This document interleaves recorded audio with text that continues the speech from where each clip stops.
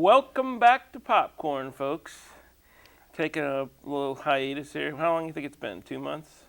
Probably 2. Yeah. April, I want to say, is our last show. But we're back for the summer. Back for the summer. Which is a new thing, because last summer you didn't do anything. Didn't do You jack. were never around. Huh? You were too busy. Yes. Too busy watching TV and sleeping 10 hours a day, which is what I'm doing this summer. But somehow I still worked it in. That's life right there. But so it's been a great summer so far. Today we got another movie coming up later, a great old flick from Bela Lugosi, or Bela Lugosi Yeah, is the lead. I feel like we didn't give Bela Lugosi his due last time. He kind of had a funky role in that, what was that, One Body Too Many? So yeah. He's got a much more pivotal role in this movie. And we also have DVD picks that revolve around time travel, so that'll be interesting. And Very interesting. Brian and I will look at what's one of the big summer blockbusters, Year One. I don't know if it did that well. No, I wouldn't put that at the top. No, actually, I was thinking of Up. That's he saw that too, so we'll go over that. Which I reluctantly saw it, but I actually liked it. So it was kind of cool. Good. So, what summer movies have you seen? Well, of course, Terminator. Salvation. Yeah.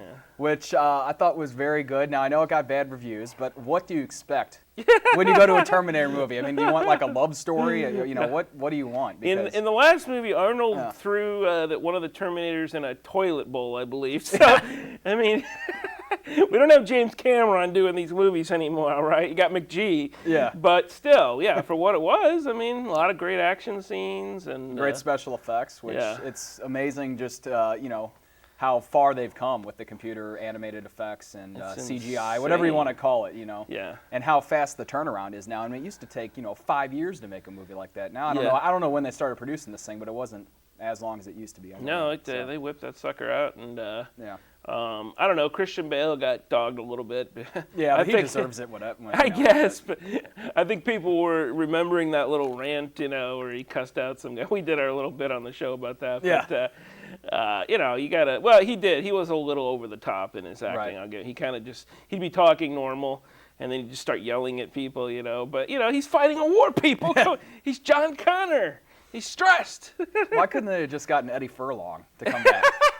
Keep it consistent. We know he's not busy. Yeah.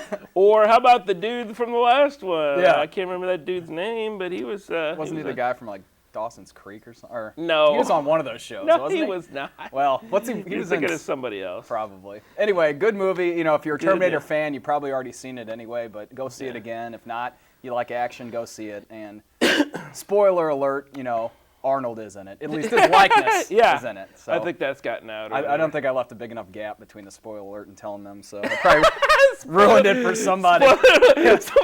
Somebody's grabbing for the mute remote, and they're like, "Oh no!" No, I heard about that. And I wasn't even looking for spoilers, but I heard about that. I think when they were promoting the film, they were saying something about the Governator has a. And it's a digital cameo. That might be a first. They've used Brando, his image in in one movie or whatever, or maybe a couple. So, but this is the first time where the actor was available. He just was like, I got a stake to run into the ground. I can't.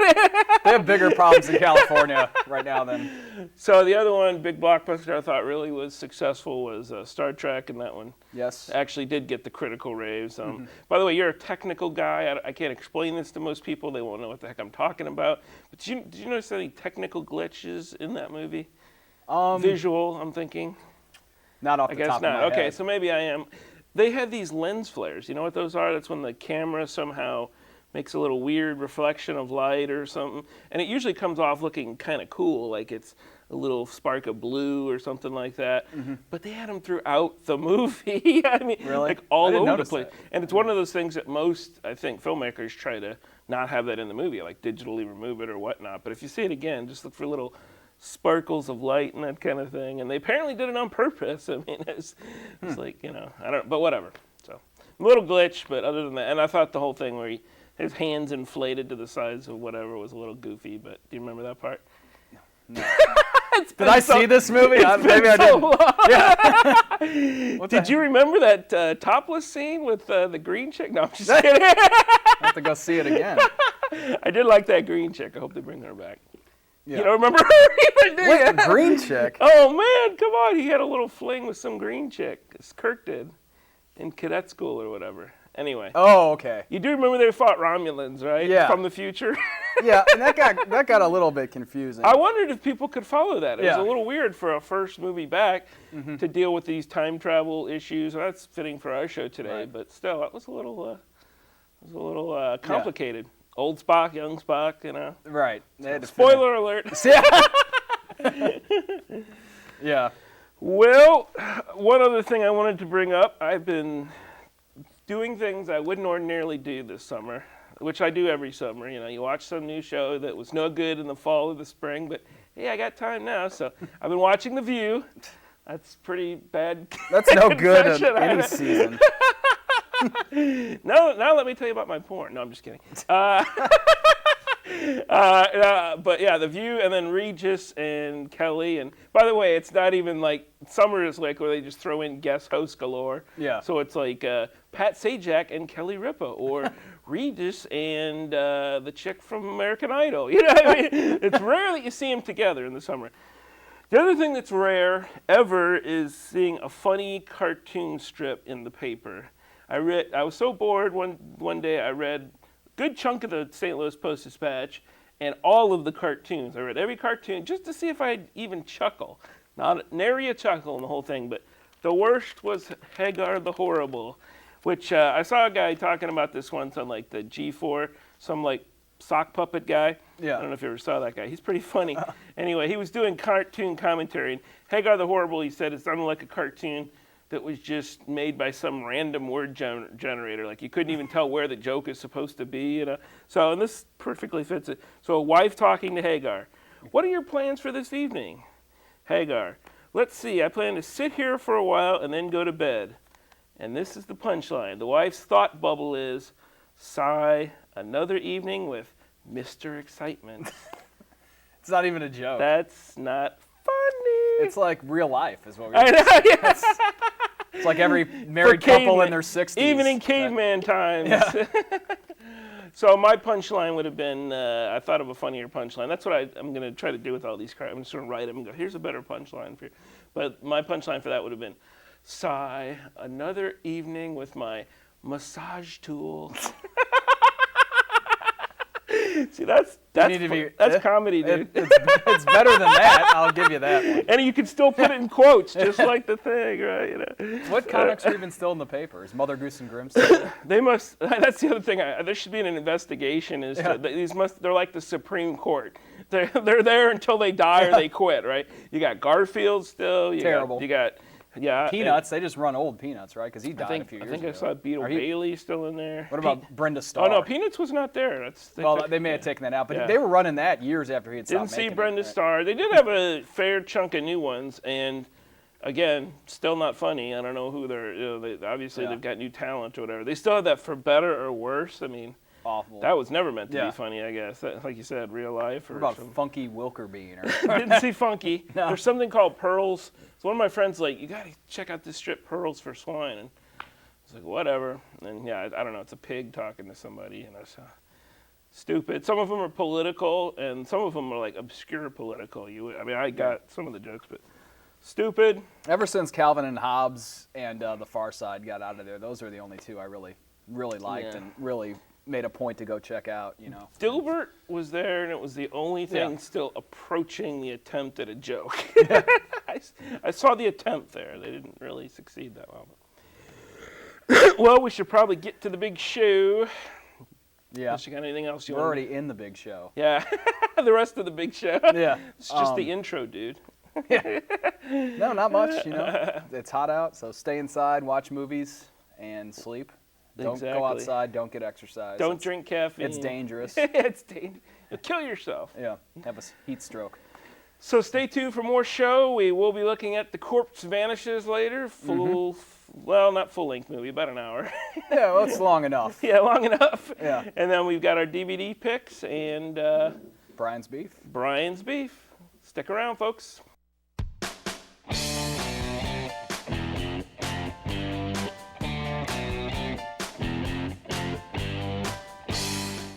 very affordable. They have a convenient tutoring schedule that works around my schedule. Jefferson College is very challenging. They have a diverse campus. This is the very beginning of the second part of my life, and I have a new sense of direction and a new passion in my life. They are committed with my success.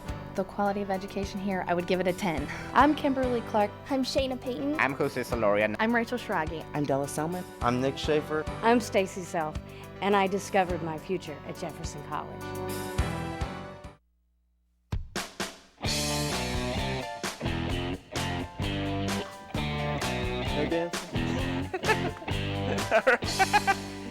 Hey folks, we're back. Hello. It's DVD time. Speaking of time. That's the theme this month. Yes. Oh, by the way, he's Jim Watson. And I'm still Tim Boehme. And you're not. Yeah, I'm not. Yeah, there you go. It's Chevy Chase. We're doing jokes from the past now. Yes. Here's the weird thing about our theme today for both my movie's Primer, your movie. Donnie Darko. Donnie Darko. Donnie Darko. Donnie Darko. That shows how much of a grasp I have this movie, let alone his movie. Daddy Darko. No. So anyway, mine's Primer, his is Donnie Darko. And both involve time travel, but probably in a way that if you've seen these movies, then you know what we're talking about. But if you haven't seen them, I'd say, you say movies about time travel, a lot of people think, a DeLorean or some actual machine that looks, something a little... Or even the new Star Trek that came out, which is an excellent That movie. had some time travel elements too, but you usually think of, spaceships or some kind of... So both of these things are unusual in how the time travel occurs, and we won't get too much into the specifics of that. At least with my movie, they actually do build a physical machine, but if you looked at it, you wouldn't think, oh yeah, that's a time machine. It's in a U-Haul storage facility. That's where everybody keeps their time machine, right? But the other weird thing about, what I was just telling you off camera that I turned in my clip something like 6 weeks ago, like shortly after school ended. I was like watching this movie and I, got my clips, turned them in. I thought we might do a show earlier. But so at the time, I don't know if you remember this, when the semester ended, I thought our theme was going to be inventions, and eventually evolved it. So all my clips have nothing to do with time travel. That's the long and the short of it. But I was trying to hide the fact that the invention they make is time travel machine. But yours all have to do with time travel. Because the theme was... Anyway, so that's one thing. So this is by a first-time director, Shane Carruth, and first and only time director. I checked him out on IMDb today. He has not done anything else, and I think this movie came out in 2004. So it's weird because I think the film had some pretty good success as sort of a cult hit, and but I don't know, maybe the dude just said, you know what, screw it, making movies is too hard. But it's a cool kind of indie flick and probably one of the cheapest movies ever made. I listened to the director's commentary. He talked about making it at his parents' house in certain parts and that kind of thing, and really doing everything on the cheap. But I still think it looks good. And the plot does revolve around two inventors, Aaron and Abe. And we're going to take a look at a clip here where when they first invent, they don't even know they've invented a time machine at first or something that could be used for time machines. So in this first clip, they're simply noting that there's some anomalies about this thing that they've invented.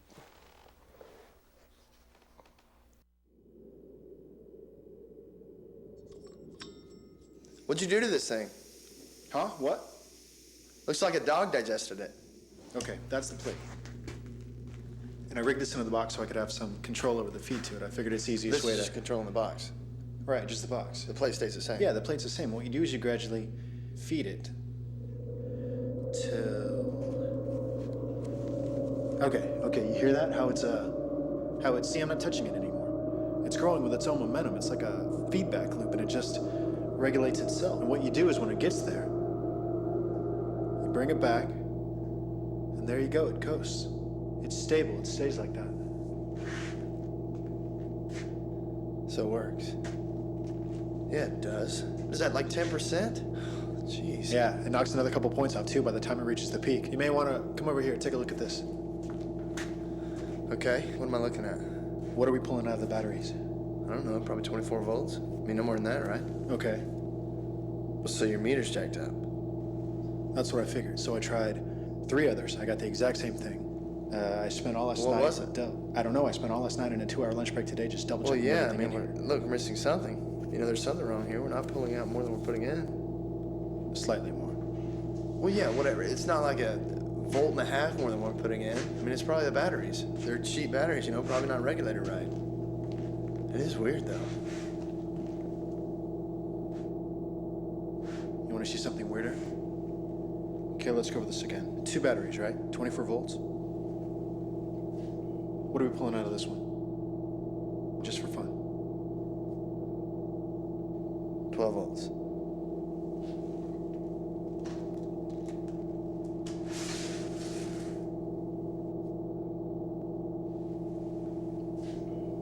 How about this one? Should be 12 volts.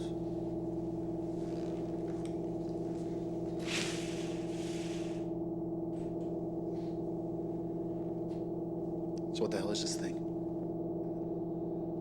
It doesn't stay like that. No, I mean, it winds down in a few minutes, but what does that?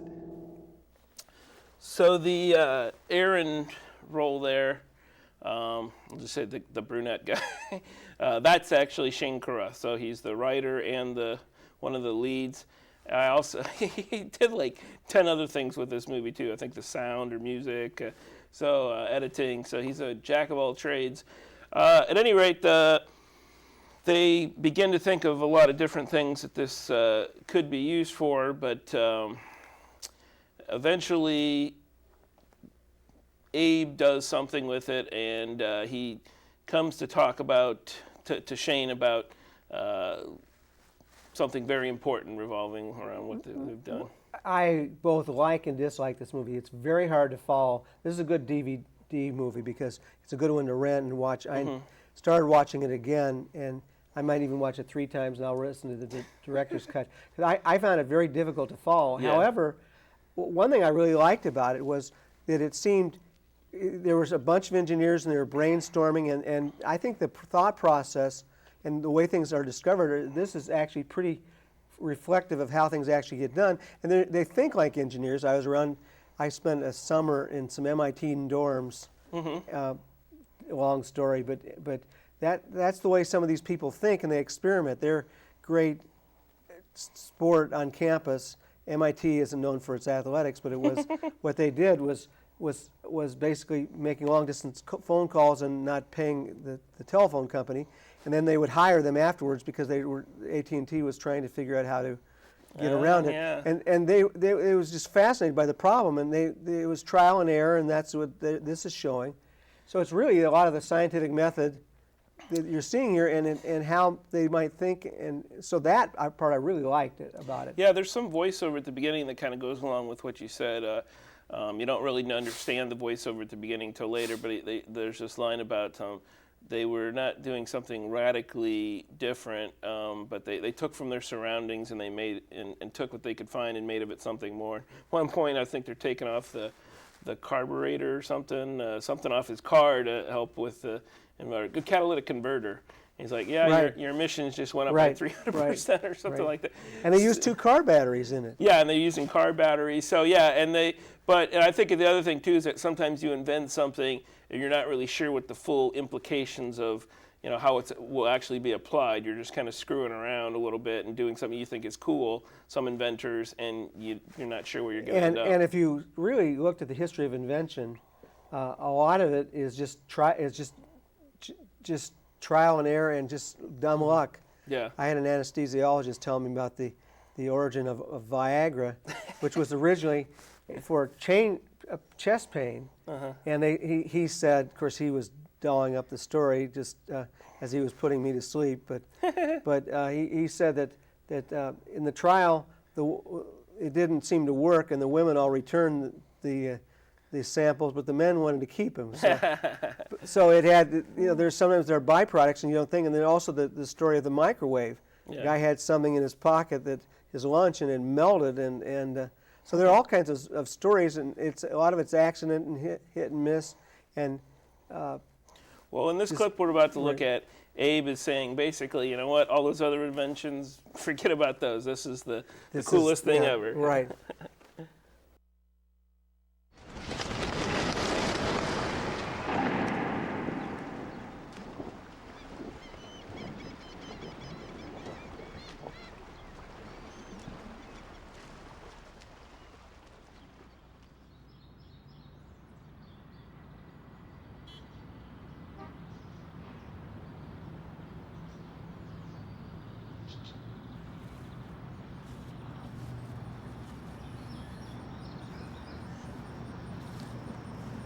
There he is. I've been calling you all morning.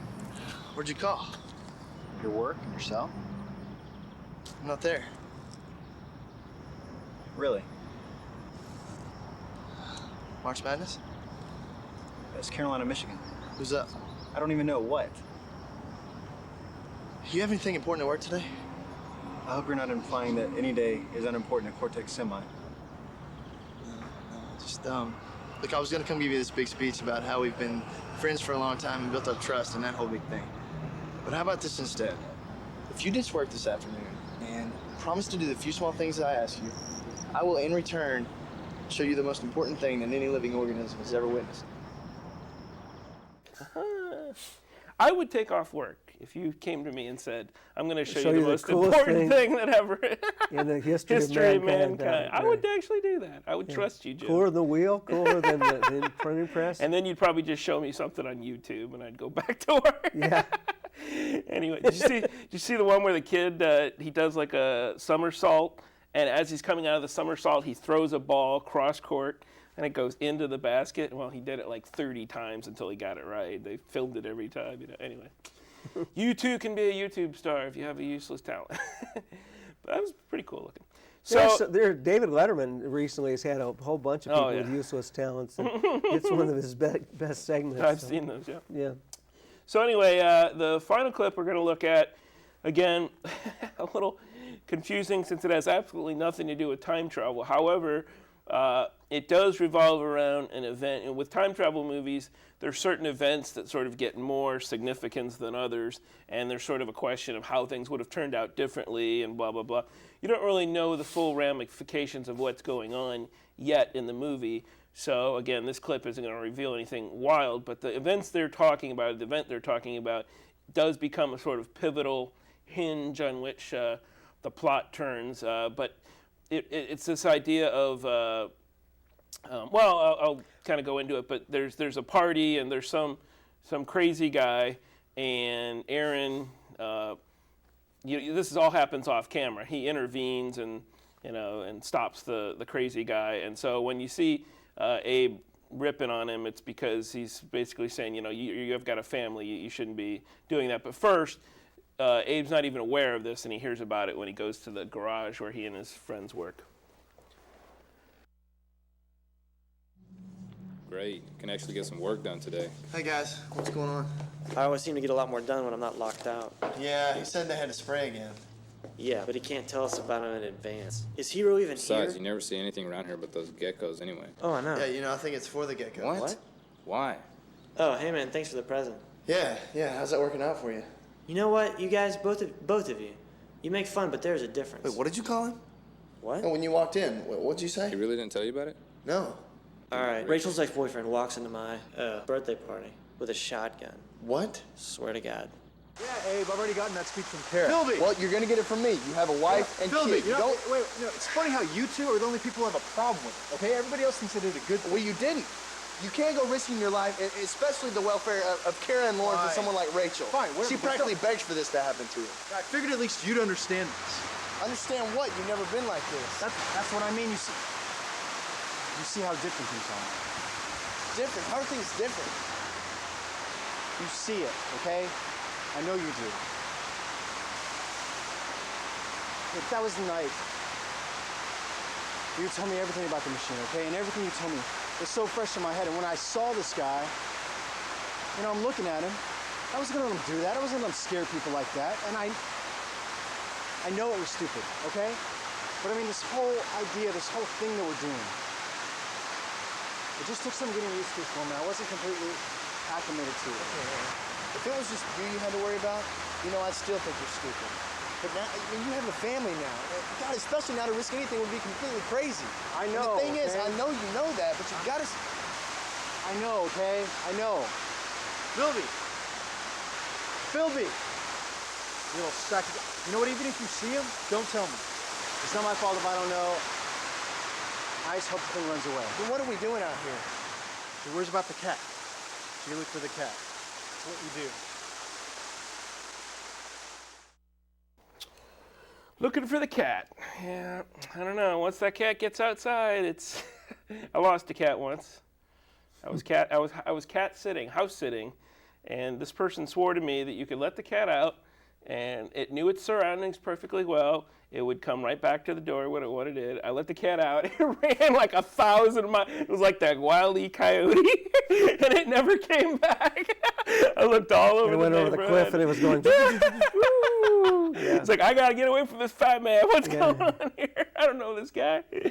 So anyway, by the way, they never find the cat. I blew that for you, sorry. So anyway, the only thing I would say about this movie, like you said, particularly towards the end, I haven't shown any of the really difficult stuff, but towards the end it gets extremely difficult to follow, and I will admit that. But it's one of those where the puzzle so intrigued me that I've seen it probably 4 or 5 times now. And the funny thing was that the first time I watched it twice. Then I went on the internet and figured out some stuff that I still didn't understand. Then I hadn't seen the movie in 2 years. I watched it again, and I was lost again after having figured it out, a couple years ago. So again, I listened to the commentary. And there have been some, I guess this makes for a good team. There's been some movies that you've given me that we've watched, and I'm going, I'm looking at my watch, how long is this going to take? And there's no way I'd watch it twice. It's amazing I watch it once. This one, I was lost, but I still want to go back. I want to see it the second and third time. Yeah. There's something to it. I like the way they did it. It was interesting that they stayed in their ties, or that they loosened it up, sort of like newspaper men. And in my past life, I was in a brief newspaper career, and you loosen your tie, and you work from that. And they're engineer-like, and it's like they've got their calculators, or in the old days, slide rules, and I really like that about it, and just the science in it. Yeah, and the director, the outfits they wear, the director pointed out that they keep wearing them even when they're clearly doing a whole bunch of time that's away. But those are they wear that for their day jobs, those outfits, but then they still are kind of retaining this maintaining some kind of professionalism or something, I guess. But it's I really like the stars here. I hope they get to do something else, and I would recommend specifically the Shane Carruth's director's commentary for understanding more about the movie. He doesn't quite explain everything I'd like him to explain, but or maybe going back to the quotes, maybe it's just they don't even bother. They're so into what they're doing that they don't bother to change. Yeah, that's true. Maybe why would they? And they barely have time to eat. I mean. Yeah. And we'll grab something. Right. We're focused on the. One of their friends joked about how they're just using every single moment of the day because they're trying to do day jobs and they're trying to invent something. Anyway, I would say this to me is a 4. We don't have the kernels today, so. Imaginary kernels. Yeah, You're giving it a 4. 4 imaginary kernels. Wow, 4 out of 4. 4 out of 4. Wow. Wow. Did I just blow your mind? I was going to go 2.5. 1, oh, 2. Well, that's better than a lot. Better than a lot of my and maybe I'd round it up to a 3. I'm still in the dark. Maybe I'd be 3.5. The only thing I'd say is that they could have done more with having us care about the characters a little bit more. The characters were good. Okay, they were worth knowing. I take it back. It's a 4-kernel movie. These characters were worth knowing. There are some movies that we've seen and reviewed where the characters are just, I don't care about them. Right. But I think they're, Anyway, let's get into your movie. Right. Donnie Darko. Donnie Darko. And this is dark. And I really like this movie, and again, it's about time travel. I didn't like the ending, so that I probably end up giving it a 3.5 instead of a 4, just because I didn't like the ending. But other than that, very interesting movie, and and it gets you, and you're into it in 3 or 4 minutes. Yeah. But I still watched it twice because there were things that I put together better. The second, and I think it's influenced other movies. I think it's influenced the Butterfly Effect and others. So. And there's lots of things. I mean, the one thing I wondered, I don't know, I don't think either of us knows this, but do you notice they do the thing where they speed up certain scenes, like especially like crowd scenes at high school, where people are walking around and they're like, that's the first movie I remember seeing, but surely it must have been used a lot before. I think I've seen that before. But I think it became more, I've seen it in a lot of movies since then, so. And there's a lot of use of music in the film in interesting ways. They use an R.E.M. song at the end very, very effectively. Mad World. Yeah. And Tears for Fears is in there. Right. So, by the way, this is set in the 80s, so you get kind of the greatest hits of the '80s soundtrack. So. Not what I would consider the greatest decade for music, but still, it had its moments. Greatest pop, whatever kind of hit. So. Yeah. Well, what's our first clip here? You've got the. Okay, the clip sheet here. I will set up. I've seen it twice, and just recently, and I'm still. Oh, okay. Well, part of it revolves around the one thing we didn't bring up is that there is a guy in a bunny suit, and frankly, more movies should have that. As far as reminds me of Harvey. I knew you were going to bring up Harvey. It was freaky then. It's freaky now. Listen. Well, in this scene, Edward, my name is Allwood P. Dowd, and would you like my card? And, that type of thing. Right. Well, Donnie sees a guy in a bunny suit. He sees visions of a guy in a bunny suit. In this first clip, he's talking to his shrink, and that's what your shrink loves to hear when you start talking about the hallucinations. That's when they know the therapy's working, right?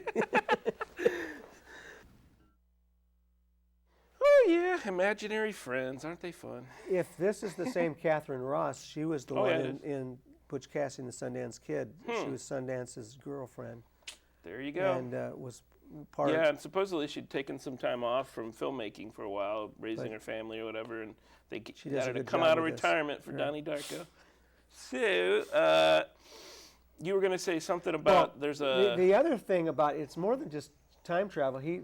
Donnie Darko goes to a religious there's some school. Kind of like there's no other school where they got a curriculum that the health class or whatever has some kind of, or maybe PE class has some kind of curriculum where they've got like a series on some kind of like self-help kind of crap. And Patrick Swayze plays a character where he's he's the author of the book. He's a con artist, and I won't go into too much because there's a nice little surprise but there. He came up with the whole book that the class is based on about, again, self-help. But what Donnie Darko, who is very bright, as his older sister, because she got into Harvard, was trying to get into Harvard. She did. Yeah. Well, I was trying to hide things. To not I'm sorry I blew that for you, folks. The sister does get into Harvard. I was trying not to give the whole thing away, just like I'm not going to give the ending away. That's not an important plot point. Right. But another thing that they interweave into this is that just black and white thinking, and this guy's idea, Patrick Swayze's character, that the gym teacher really holds on to and just is overwhelmed by is there are only two emotions, fear and love. Right. It's either black and white, and she is trying to indoctrinate these students, and she's really not very bright, considering Donnie Darko is so much brighter. But let me explain her theory a little bit. She's saying that when everything you do in life either comes out of fear, of idea of love, or an idea of fear. So if you're, if you I don't know, if you burn a cross on your lawn or something, that comes out of fear. If you help an old lady across the street, that comes out of love or something. She boils it all down to just those two emotions. And there's a scene where Donnie Darko just points out to her in a not so polite way, although this woman doesn't deserve any politeness at all. Right. And his parents are cool enough to realize that. Yeah. That life is complex, right. And there's more than just two emotions, and that they're cramming down her throat is ridiculous, and it's stifling. It's not getting through to kids. And there's another teacher, who's the actor, Drew Barrymore, is the English teacher who is trying to get them to think, and so there's that contrast, and so that's kind of a nice subplot in the whole thing. Yeah, they're doing a lot of stuff with sort of making a commentary on high school, which I think a lot of good sci-fi movies use the sci-fi to have to make some kind of social comment or whatever. And in this coming clip we're going to look at, there's also this woman is so, again, PE teacher, whatever. She also does like dance choreography for some little girls. But and this is the number one most. This is the most important thing. Yeah, I wonder about your commitment to this. This dance. It's called Sparkle Motion. That was one of the great lines. Yeah, right. So I wonder about your I doubt your commitment to Sparkle Motion. Anyway, in this coming thing we're going to look at, there's a PTA meeting because there's been some vandalism at school, and we, following it along, actually know that Donnie Darko has committed the vandalism. So emergency PTA meeting is held. And this woman, starts going off on wanting to ban a book. Meanwhile, it's cut with, there's a lot of scenes in the movie where they cut back and forth between two things. In the other scene, it cuts to Frank asks Donnie if he believes in time travel. But also, there's something that Donnie Darko's mother asked this woman, and I want to bring that up after the clip. Cool. Child actress there is DeVay Chase, and they actually got her 7 years later to reprise her role as Samantha Darko in S. Darko. And it's actually on the new release shelf now. It's called S. Darko. I think it just came out a couple weeks ago, and it sucks. So really? Yeah. You didn't like it? Well, I mean, I liked it in the sort of, again, the kind of puzzle. I was entertained in the puzzle way of like trying to figure stuff out, but there was just not the characters. They didn't work nearly as hard to try to get you invested in the characters. And her character is just like, she's like totally adrift. And has no connection to her family anymore. So one thing I liked about, like you said, the family is very interesting. Mary McDonnell plays the mother, and they're trying to deal with this schizophrenic. She deals with this, and they actually are supporting their son. Once this woman brings up this book that ought to be banned, which was totally didn't have anything to do with what Graham Greene's why they brought the P. Why they brought? Yeah, they didn't come to talk about that banning meeting. Books. Yeah. And so she points out, and I know you thought this was stupid at first, but it needs to be pointed out because a lot of people won't find it. Of course, you have to be ancient to know this little fact.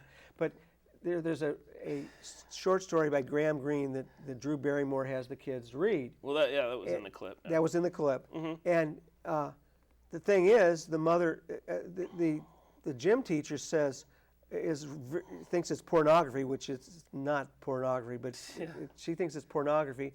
And when the mother challenges about it, she says, well, I think we've all seen Bonanza. Now, what that means is...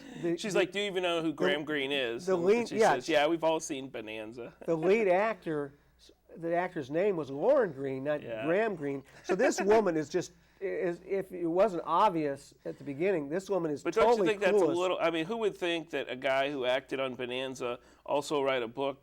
Because she is really stupid, and I'm cleaning that. I'm saying it in as nice a way possible. She's really stupid. And dense and dangerous because sometimes there are people this rigid who actually rule the world, and they have far too much power, and they do all kinds of damage. I just think sometimes when you mock those characters, for one thing, I think I just thought it's easy to mock those kind of characters, and that's fine. But I just think if you want to keep it realistic, you should give just slightly more knowledge of the world. The sad fact is that there are some people who are that dense. I guess so. Okay. Well, we won't believe it. I'm usually the optimist. I'm the cynical one here. I know. You're right. I should be more cynical, Jim. I don't know what I was thinking. Got to get back to cynical. Anyway, we need to move on to our last clip. It's kind of trippy. They go to the movies, and they're looking at a screen just like this in the movie. And then a wormhole or something, there's like a vision that they... Anyway, it's another thing where Donnie's seeing Frank. And this is kind of cool because you actually get to see what's under the bunny mask.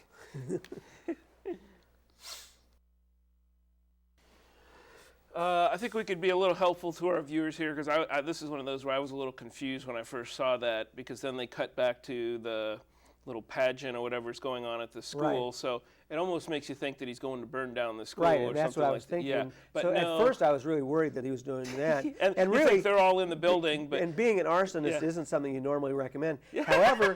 Not normally. However, it isn't... There's exceptions. It turns out that there...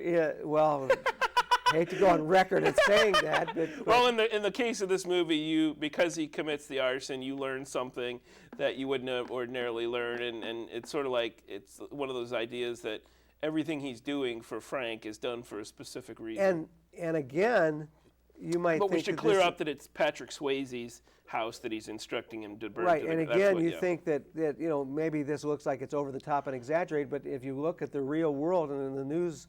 I mean, The thing that's revealed it's not at all shocking to us. Maybe it was a little more shocking in the 80s, but you learn something about the Patrick Swayze character. And I mean, hypocrisy is just galactic. Yeah. In the world, we just had the senator from Nevada And how many of these you get? And this is well. I heard one on the news today about some guy from South Dakota he told everybody he was in one place and he was off in, I don't know, Buenos Aires or somewhere. It was South Carolina, the governor, wasn't it? Yeah.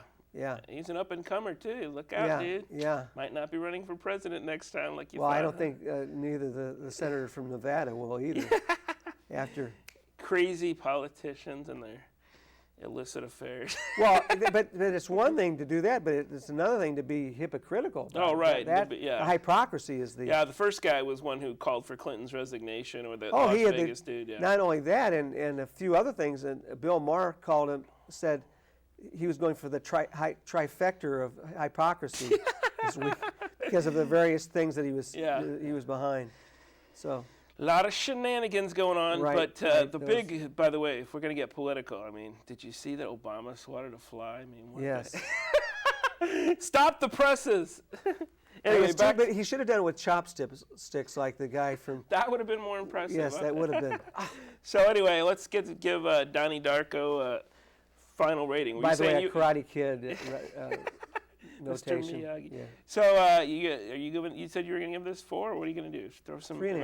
Throw some imaginary kernels at us. 1, 2, 3. I'm going 4. I'm going 4 on this. Oh, really? Yeah, another 4. Wow. 2 4 kernel shows. Well, again, I didn't like the ending. Well, so listen to the director's commentary. And by the way, you can't. If you're renting like the original, I think they came out with a bonus, a new DVD, a reissue. I got the original issue to DVD. And if you're looking, this is one of those annoying things where they bury the director's commentary and the cast and crew commentary under the setup option. Yeah, see, I looked for it. No, it's under setup. You got to go to setup, and you hear from director Richard Kelly and Donnie Darko and Jake Gyllenhaal.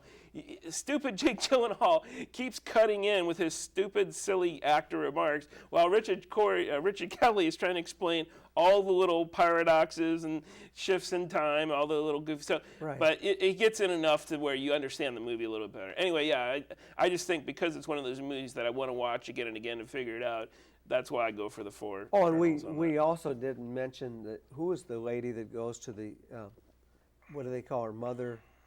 Grandma Death. Grandma Death. Yeah.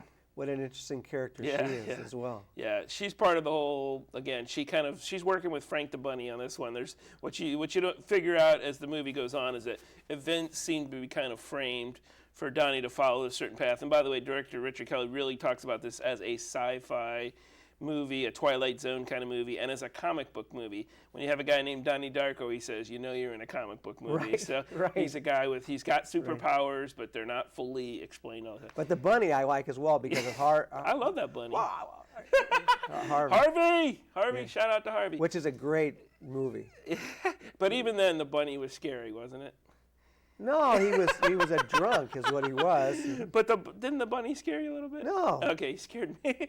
All right, folks, so we got to move on. Next we're going to look at movies currently in theater with Brian. Also, I think he's perturbed about something. He might have a beef or two, so stick around, folks. Brian, I can't imagine. Hi, Brian.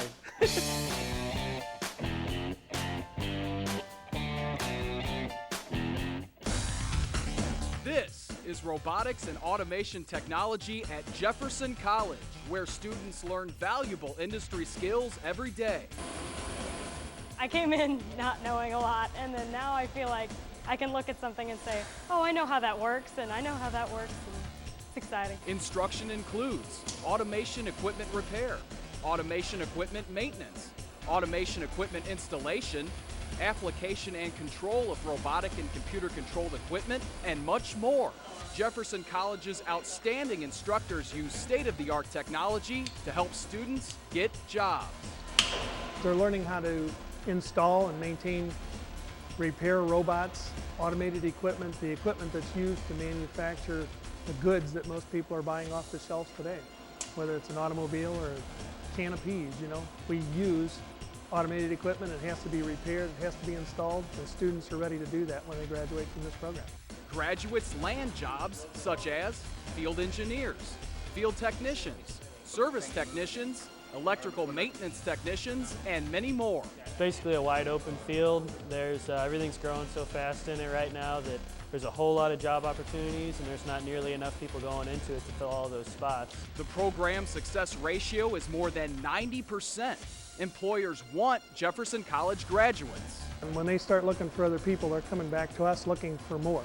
I'm very confident. Jefferson College has given us the knowledge to do the job, and they have actually helped us with employment as far as getting to know the factories that are around here, and our instructors do know some of the people that are employed in the factories around here, so they kind of get us in the door a bit. Discover your future with robotics and automation technology at Jefferson College.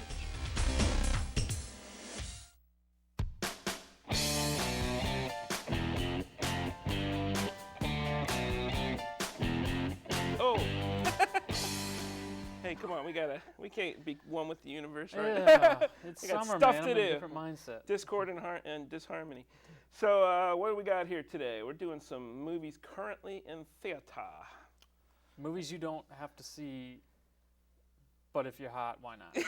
Hey, wait a minute. All right, we disagree, but he'll take a... Okay, so the first movie we're going to talk about is Year One. And, you know, that's, first of all, the title. We could rip on that if we wanted to, because it's like, what? They're in prehistoric times, then they're in biblical. It is some license taken with. Yeah, it could be like history. Year long ago or Right. whatever. Yeah, so the weird thing about it is that they kind of combine like a prehistoric or whatever, caveman type tale with, and then like the caveman see the apple from the Garden of Eden, and the snake and all that. And then, so they combine it with like Old Testament stories, basically, and it's Right. Jack Black and Michael Cera. They're the two cavemen that are sort of like the Laurel and Hardy of their tribes, and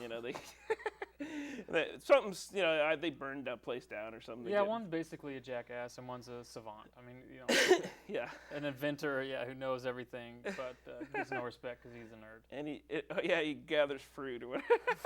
He's a gatherer, right? They knocked the fruit bowl out of his head. He's like, so there's no fruit berries for the salad tonight, so everybody loses. Everybody loses.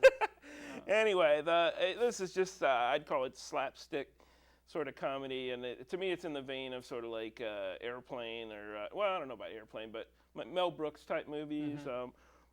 So on that level, I thought because there's definitely some flatulence. So that I gotta say, if I have one complaint about this movie, it's like, does every single comedy these days have to have every possible bodily excretion and function? Are we so horrified by our bodies that this stuff's gonna be funny forever?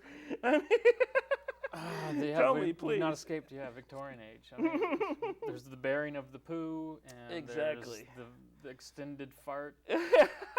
Always a winner. I guess that, there's just certain things. It's like, let's go. Where's our fart scene? Come on. I mean, where's that going to go? So the other thing to point out is that this comes out of the Judd Apatow factory. Are you a fan of the factory? I am. I am kind of a fan. I mean, I've heard its critics, and I think, I don't know. There's something wants me to dislike the guy a little bit. Maybe he's so successful. Wildly successful. Yeah, so he's produced or directed or been involved in Knocked Up, The 40-Year-Old Virgin, just basically any big comedy you've heard about. In the last Anchorman, years. Superbad. So quite the dude. So you go into it knowing, because there's a sort of template that he's just like throwing stuff in. Yeah. But I will say, Michael Cera, okay, this is the last movie where you get to play the virgin guy. He's stammering. He's always stammering. Well, I don't know if you could stop him from doing that. Maybe that may be like Hugh Grant, where it's just he's got to do that to survive. That's his shtick. But come on, I mean, and he looks like another actor who was I can't even keep straight which movies they were in now, but one of them was in Juno, one of them was in this other movie I saw over the summer. But this dude has played, I think, like a virgin in a couple of movies too. I'm like, and there's another thing. I mean, Judd Apatow. You might want to lay out. I mean, do you have some issues here? I mean, right.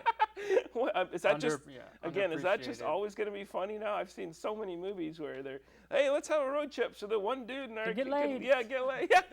It's like, wow, we're doing Porky's like again and again and again. What's going on here? Yeah. So I've heard some pretty harsh criticisms of this movie. Do you have any you want to level against it? No. Yeah, to me it's like, come on. Like you said, know what you're in the you're air getting. conditioning. Yeah, you know I what you're thought getting. they were so rapid fire in their like one-liners. I mean, it's like, okay, the first 2 don't work for you. There's 3 more coming down the Right pike. at you. Yeah. I'll say that much. I laughed probably 4 times hysterically during the movie, and if I do that, I don't care if the rest of it's crap. I'm gonna leave happy. If I'm just chuckling throughout the movie, Right. which I was pretty much doing, it's decent comedy. By the way, we should point out too, we had a little extra help from the studio audience. You know how in sitcoms they put the laugh tracks in there because they think you're going to laugh more? So, yeah, we had some dude in the front row who was just like, this was the funniest stuff this dude had ever seen in his life. Yeah, pretty much if you look up cackle, that dude is sitting next to the definition. He's like, just crazy stuff, man. Oh, he really got his money's worth. Well, anyway, it's not that funny though. It wasn't quite that funny, but I got to say, to me, Jack Black they did a lot of close-ups of his face, and I just looking at that dude's face makes me laugh. He does things with his eyes. Yeah, he really worked. And I really think, I read I think St. Louis Post-Dispatch article where they trashed the film, and they sort of made a comparison to the two, like, these guys are at the level of like Laurel and Hardy. I'm like, yeah, aren't they like comic, geniuses? But yeah, Costello, Abbott and Costello. I mean, yeah, it harkens back to they're this comedy duo kind of doing their thing. What's wrong with that? Yeah. What is and wrong with when that? Jack Black disrobes, there's something about his girth and hair that just makes you smile. Exactly. There's nothing wrong with it. Nothing at all. Nothing. He's got the beard. We love it. So let's move on to I'll give it a thumbs up because it's hot out and you get a discount apparently at Warenberg. Yeah, you could wait to DVD, but if you don't got anything to do, why not? Oh yeah, I guess I will mention that Warenberg does when you have the heat. What? The heat warning, excessive heat. Oh really? They give you a discount. Oh, how much is it? They give you a children's price. Oh, everybody. Yeah, you see your reaction. Sweet. But it's only 50 cents off. Oh. Exactly. But why not take advantage? Well. Times is tough. I don't get, so yeah, you're going to pull over. Part of the whole idea is, I got to get out of this heat, man. Thank God I'm saving 50 cents. I'm not going to die now. So anyway, speaking of more blockbuster summer movies, I guess that one was such a huge, but Up was in that's blockbuster strat. Every week I hear that thing's either 2 or 3 years. Yeah, it was one, of course, for a couple hundreds of of millions of dollars. So what do we think about Up? And do we want to get into the plot? People know it. Some old guy. You've surely seen it. Some loses old dude, his wife, but they had some idea that they always wanted to take a trip to, what is it, South America? Paradise Falls. Yeah. Anyway, it's Pixar, so that's a big deal. It's 3D. And you can see it in 3D. You can, or you can see 2D. Or 2D, or digital projection. Did you see 3D? We saw 3D. What'd you think of those glasses? Yeah. Yeah. Still a problem there, huh? Yeah.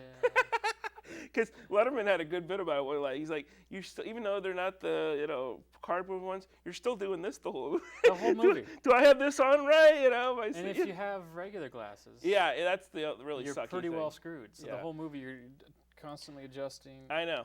For a while, they had glasses that were like really huge, and they went over your glasses a little bit better. That's what I want. Yeah, but then they found out people were like, I'm sure they cost more or whatever, and people were stealing them or whatever. I don't care. Yeah.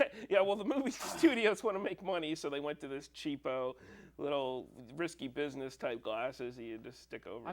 We've been doing this for like 30 years. I know. Could they not have predicted it? I know, and maybe I hear that one of the 3D really is one of the big. You've seen more and more 3D movies, and they're trying to find ways to keep people from just buying this stuff on DVD or ripping it off the internet. So 3D movies is a way that they're going to keep growing. But yeah, improve the apparatus, please. And you can just go into that beef from Brian and Tim here, because that was my beef. Where's my beef set? Come on, where's that guy?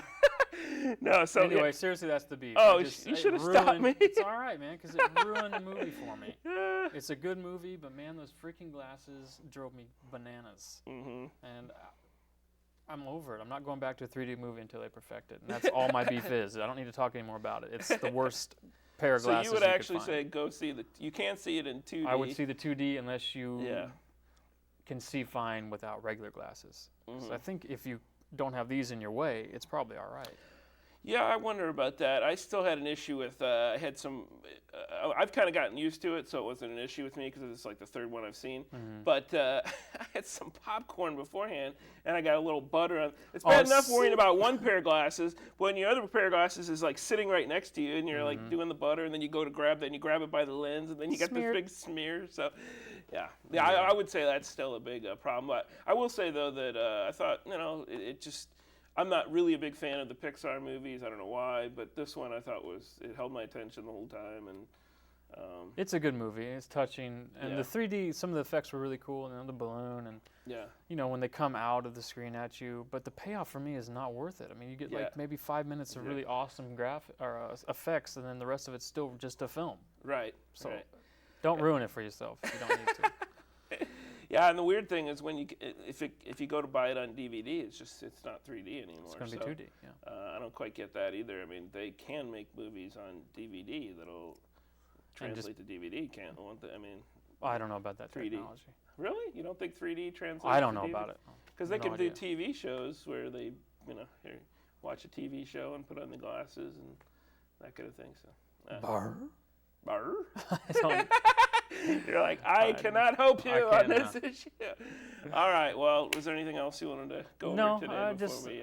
I wish I could just tell them to go out and see these movies, but I can't. I mean, if you're at the movie theater now and you're you want, okay. No, I'm just saying if you're there, go ahead and see it, but don't run out. So thumbs up for you means maybe. We'll be back. We'll be back with some. I can recommend both of them with just a few qualifications, but I think I've made those clear. So, anyway, on with the show. Next, we're going to look at The Corpse Vanishes with Mr. Matt Keeney. He's back. Stick around, folks.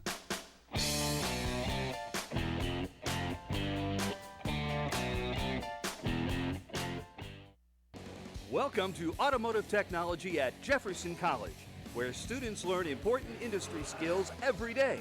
I'm really interested in automotive, pursuing it as a career. Jefferson College has all the great tools, books, everything you're going to need in your career. Their instructors are great, and it is really interesting learning different parts of the car. Jefferson College offers outstanding instructors teaching in state-of-the-art classrooms. The automotive shop area has the latest in precision tools. I believe one of the strongest parts of our program for Jefferson College students is we do not let the student leave until they understand the processes involved. We work with the students one-on-one until they are comfortable enough in the knowledge they have and the skill level that they have that they can perform at industry level. Instruction includes brake jobs, machining drum and rotor, tune-ups, engine repair, cylinder head work, wheel alignment, and electrical work. I was very impressed with the professors here. I talked to both of them. They were very awesome. I like the fact that the campus is very close to home and it's affordable. And the employers that I talked to were very impressed with Jefferson College students. Jefferson College graduates get jobs in their field. The Automotive Technology Department has a 95% success ratio with graduates working at many companies throughout the area. What the employer was looking for was people with fresh minds that know the new technology and all those things I learned here at Jefferson College. Discover your future with automotive technology at Jefferson College.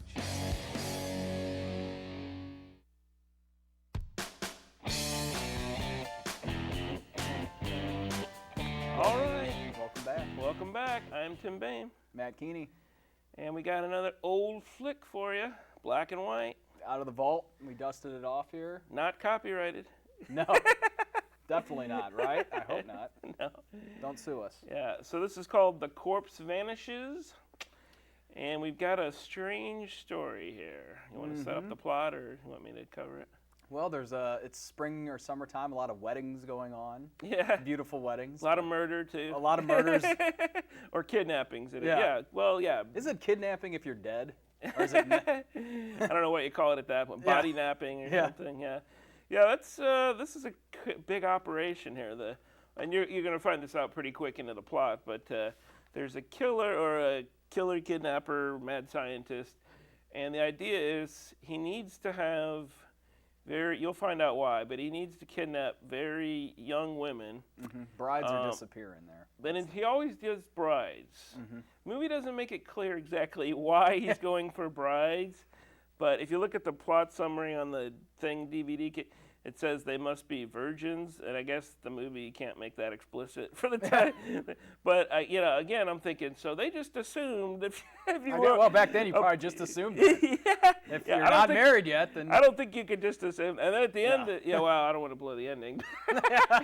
But they break their rule about going after just brides at one point. So I don't know what they're.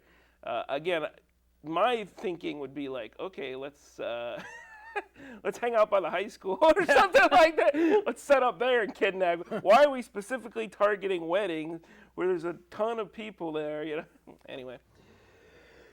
So Bela Lugosi is the villain in this one, and you've got an intrepid reporter, Pat Hunter. Hard-nosed journalist. Who seems to go around.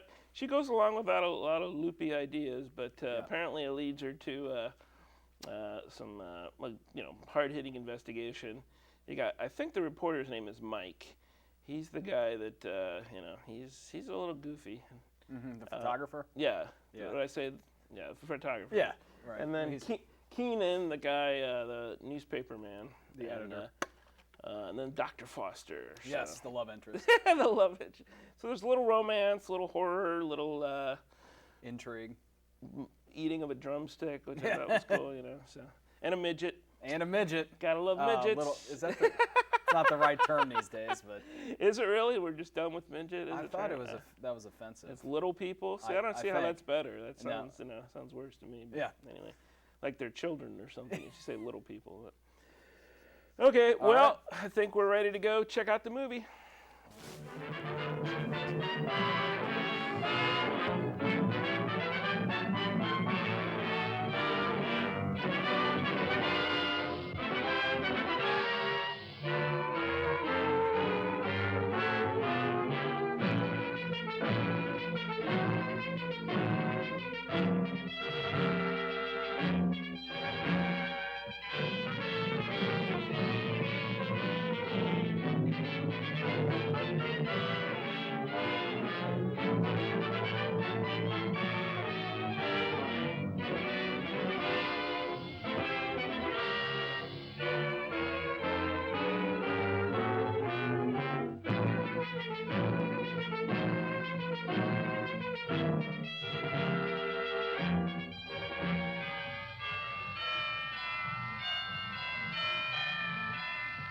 And you, Phyllis Hamilton, do you take this man to be your legal, lawfully wedded husband, to love, honor, and obey until death do you part?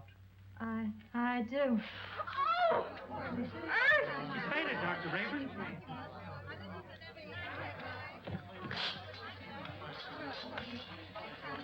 Take her into the anteroom. Yes, sir.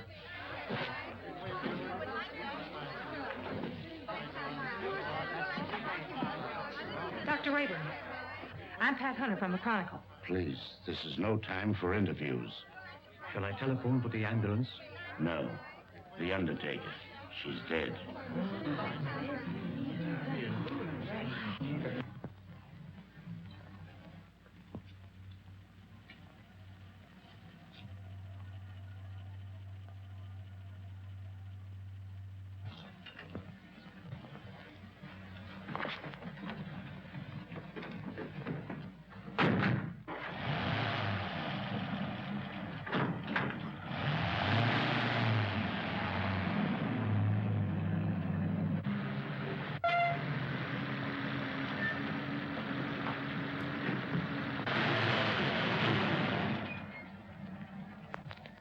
Hey, I can go now. Is that all? Gee, thanks.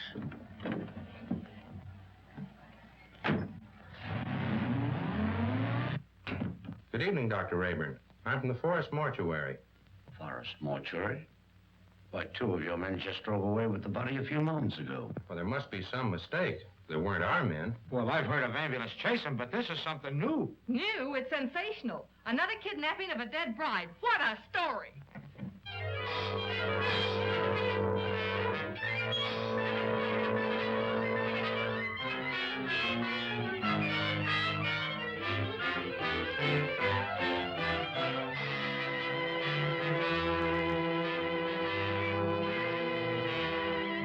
And a few minutes ago, one of the men who helped remove the body of the mysteriously dead bride was apprehended by the police. Go on, keep talking. Well, what I told you, I was standing on the corner minding my own business when along comes a stiff wagon. A guy poked his head out of the window and asked me if I want to make a couple of bucks. How many men were with that hearse? 2. At least all I could see. What'd they look like? I don't know. It was dark. I didn't pay no attention to faces. You noticed the license? What, with $2 staring me in the face? Come on, tell the truth. What'd you do with the corpse? I didn't do nothing with it. What I tell you is the truth. So help me.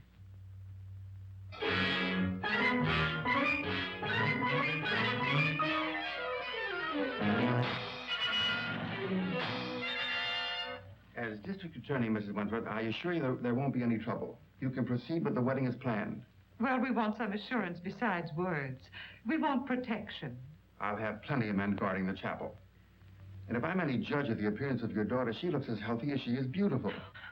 Oh, really, Mother, I think you're making much ado about nothing. You're not worried, are you? Not in the least. Well, if we have protection, I'll feel much better about it. You'll have it all right, Mrs. Wentworth.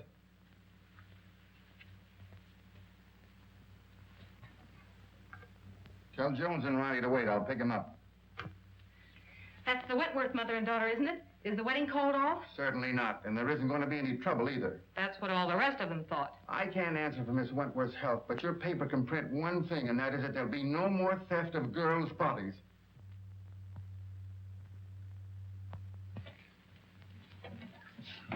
Yeah.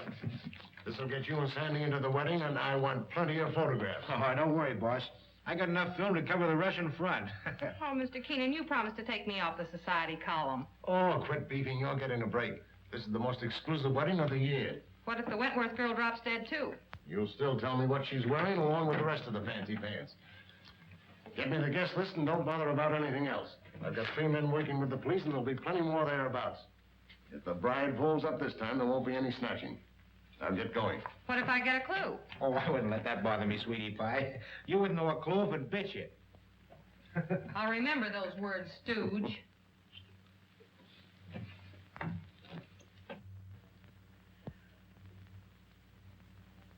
Why are you so nervous, Mother? After all, I'm the one that's getting married. Oh, I just can't help it. I'm so afraid something will go wrong. Oh, forget it.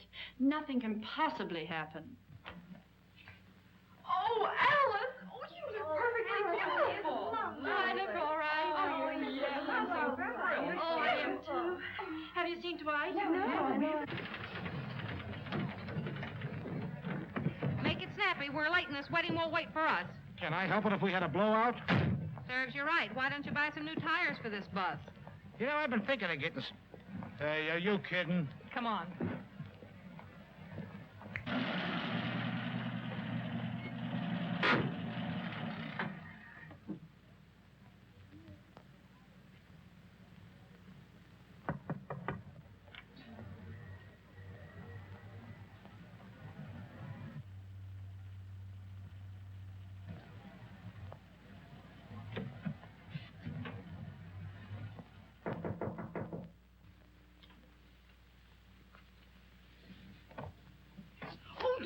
You mustn't come in here. It's bad luck.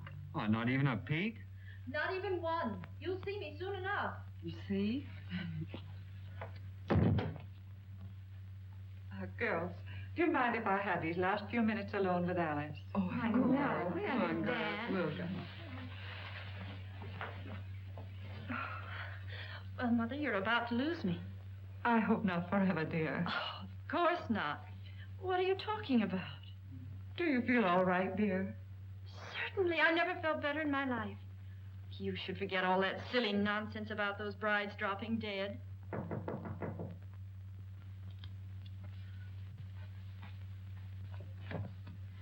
For Miss Wentworth. Oh, thank you.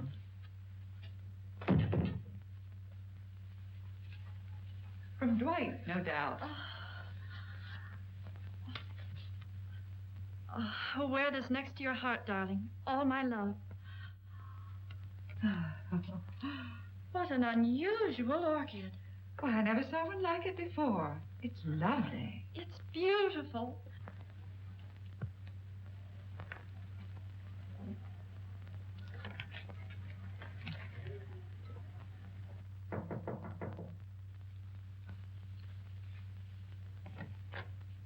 The minister is ready, Mrs. Wentworth. Thank you.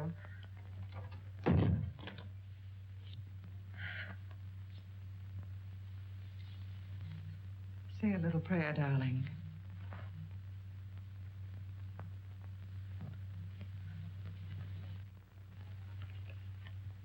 You look faint, dear. Do you feel all right? Oh, Alice! Alice! Oh, darling, are you all right? Oh, Alice, dear. Alice! Oh. It happened again. I just got the picture of the month.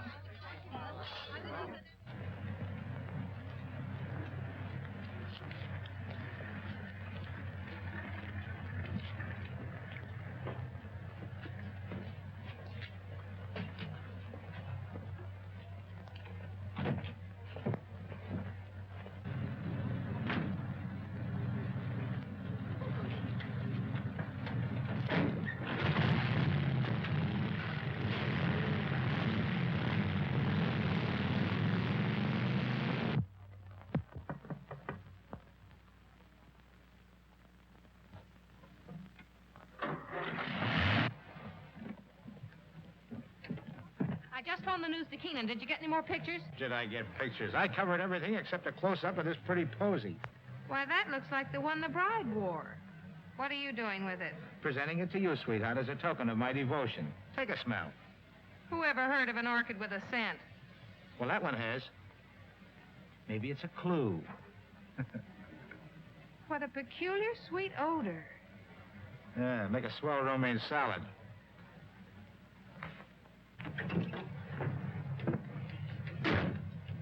Hey, Pat, you're not going to pass out too, are you? No, I'm okay.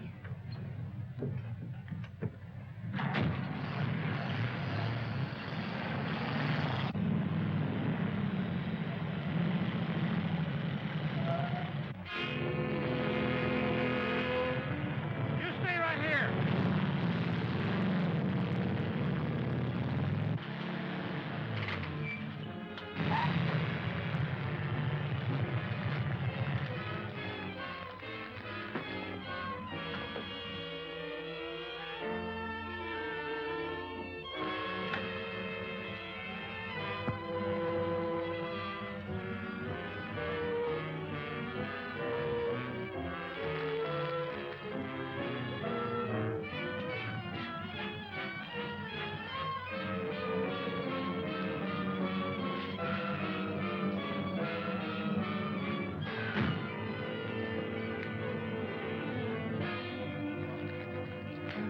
What kind of a gag is this? No driver, no license plate.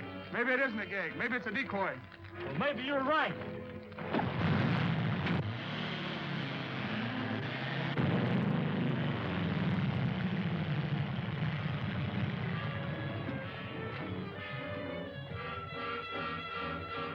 Calling all cars, calling all cars. Another abduction of a girl's corpse. Brunette, 22 years of age. Stop and search all trucks and suspicious-looking cars. That is all. Burnside.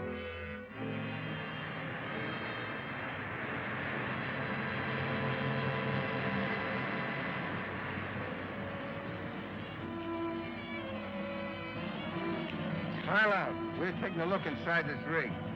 Sure thing, officer.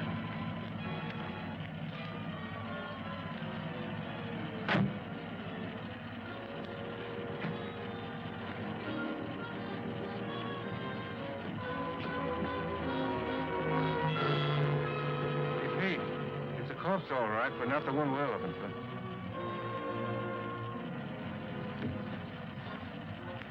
All right, go ahead.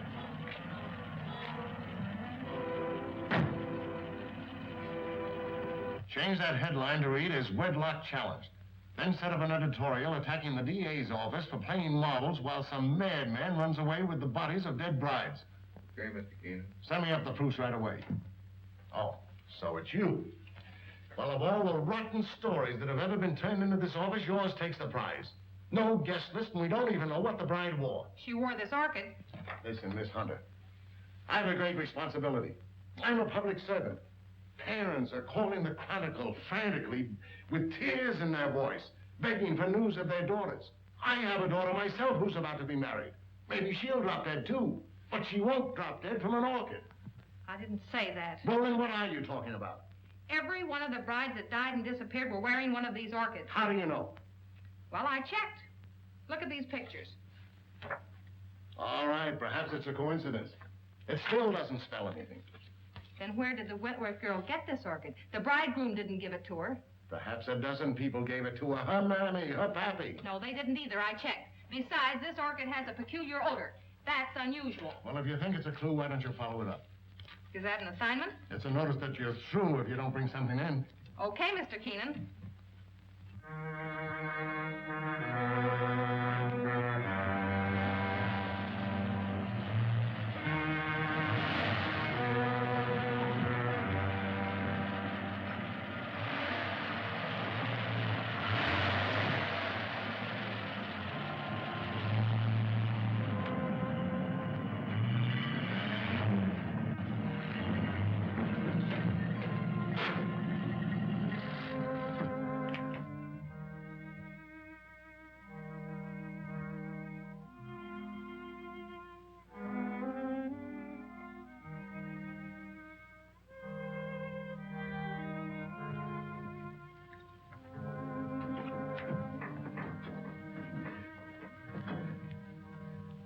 My little family.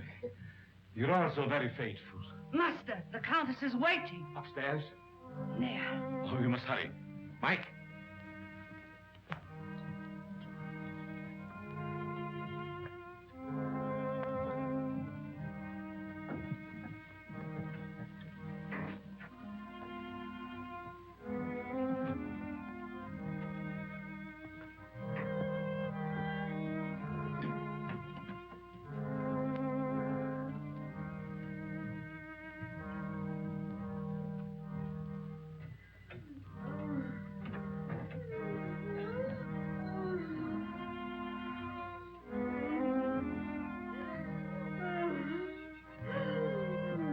Suffering, my beloved?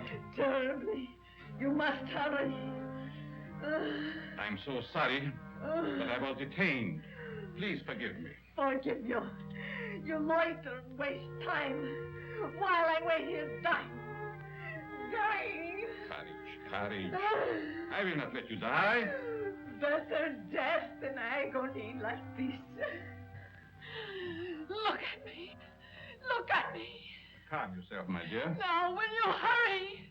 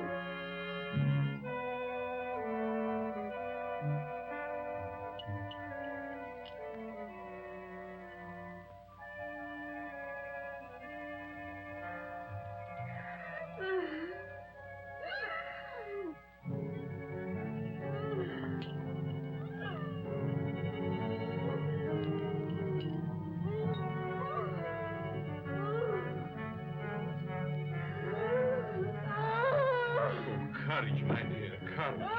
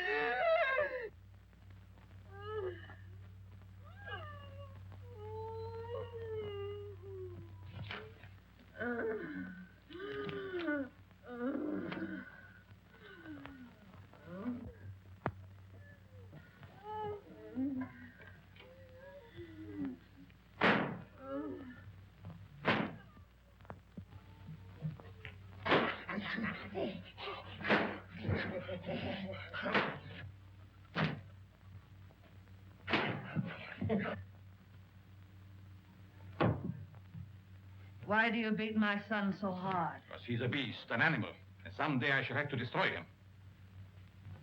My poor son, why was he ever born?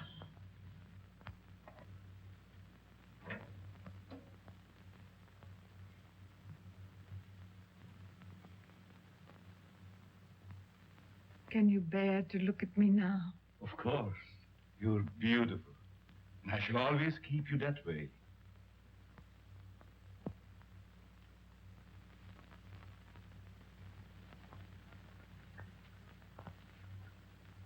Will she live? As long as she can be of any use to us. She's pretty. Very young. All of them must be. Come, my dear. Look after the girl, Paga. Yes, master.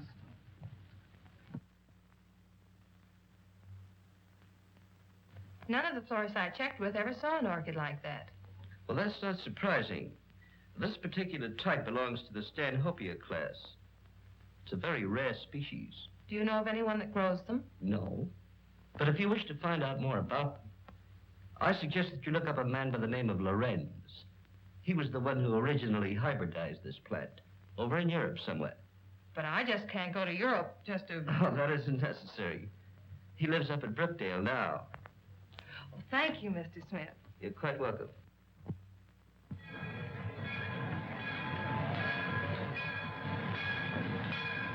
Looks like that box got a coffin in it, Jet. Sure does. For Professor Lorenz. What do you suppose he wants with a coffin? Search me. He's such a strange, spooky guy. The further I stay away from him, the better. Me too. I'll take charge of this. Go ahead, take it away. Glad to get rid of it.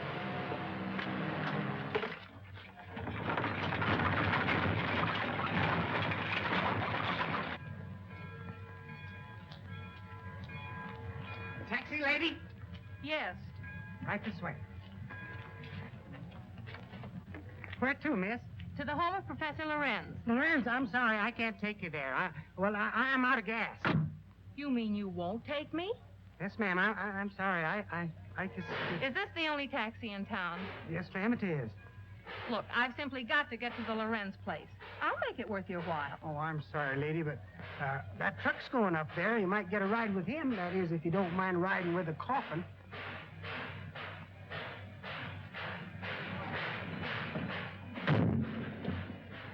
Would you give me a lift to the Lorenz place? What do you want to go there for? To see the professor. Does he expect you? No, but Then we can't take you.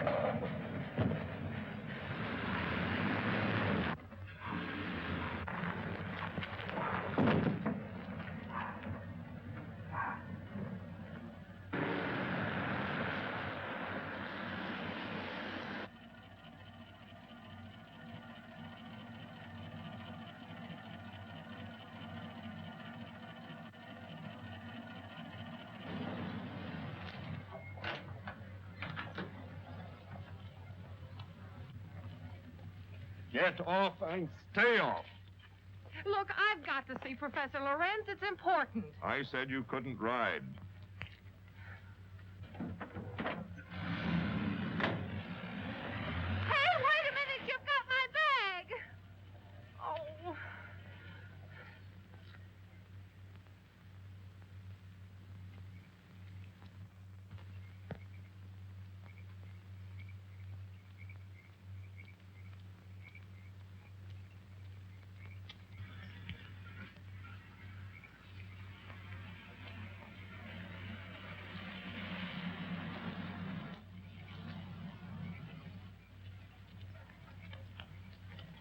Would you mind giving me a lift? Well, certainly not. Where are you going? I'm trying to get to the home of Professor Lorenz. Well, you're in luck. That's where I'm going. Get in. Thank you.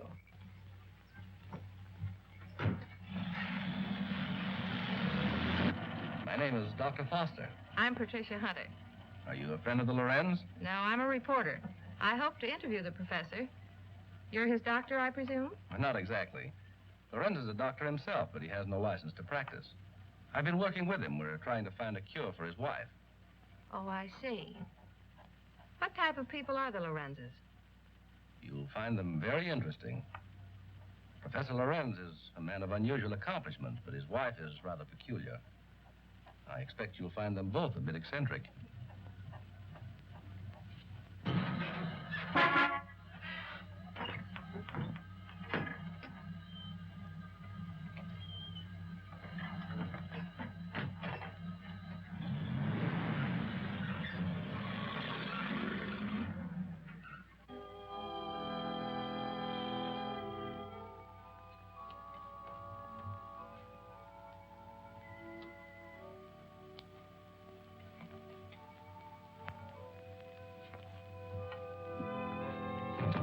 Toby, tell your master I'm here.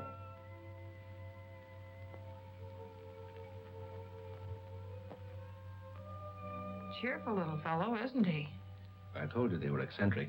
I'm inclined to believe you.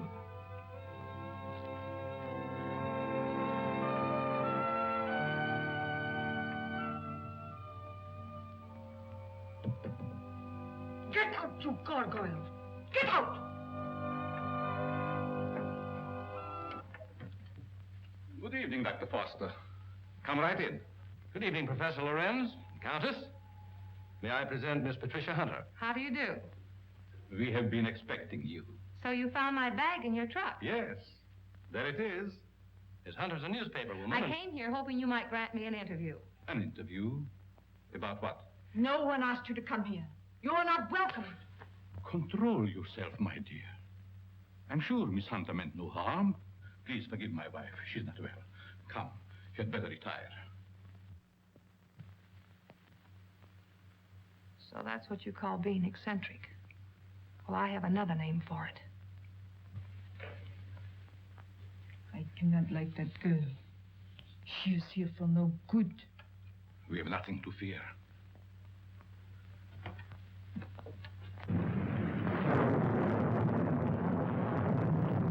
I'm sorry, Professor, if we're intruding. Not at all, Dr. Foster. This is our evening for work. Please, be seated. Thank you. What do you wish to interview me about? Orchids. Orchids? Yes, I understand that you're an authority on the subject. They were once my hobby, but I haven't grown any for several years. Which species are you interested in? A very rare one of the Stanhopea type. A horticulturist told me that you're the original hybridizer of it. Have you ever seen one? Yes, I have one in my bag. I'll show it to you. Where did you get it? Oh, a friend of mine gave it to me. You see, I'm doing an article on orchids for my newspaper, and I thought that you might be willing to supply me with some special data. I'm sorry I can't spare the time tonight, Miss Hunter. You see, I have very important work to do with Dr. Foster. I understand. If your interview can wait until morning, I'll drive you back here then. If that's agreeable to Professor Lorenz. Well, it's quite agreeable, but I would suggest that you both stay here as my guests. Thank you very much, but I prefer going to a hotel. Just as you wish.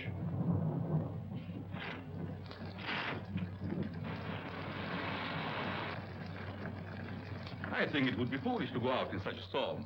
The professor is right, Miss Hunter. Perhaps we had better remain. However, if you insist, I'll gladly drive you back to the village. I'm afraid that would be an imposition since you've so much work to do. Thank you, I'll stay. Toby will show you to your rooms. Toby, take up Miss Hunter's bag.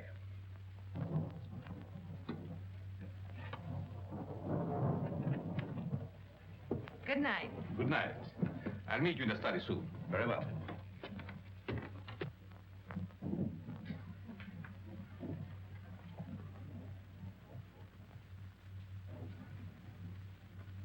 Why did you ask her to spend the night here?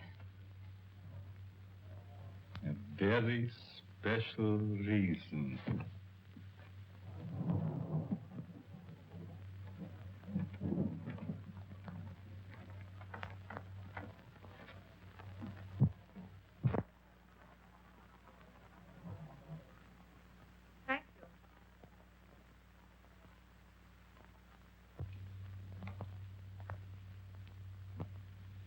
I guess you sleep very good.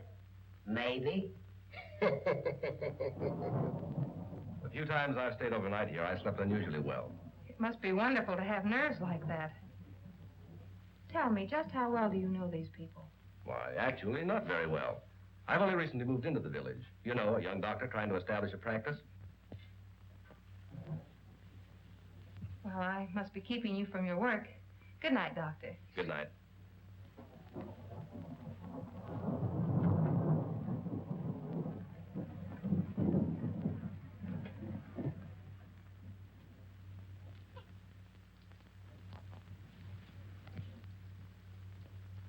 What do you want?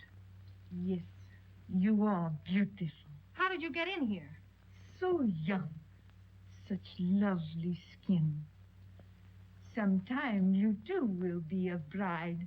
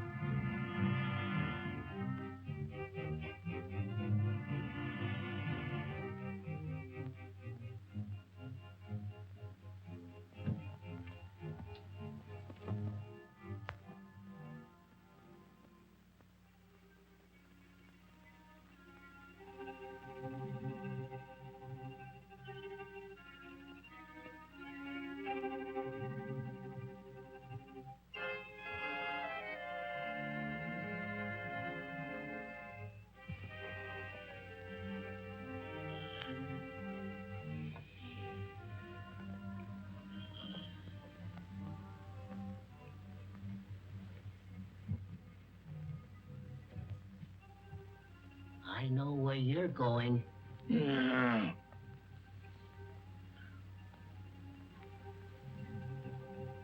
Someday, the master will catch you. Then you'll be sorry.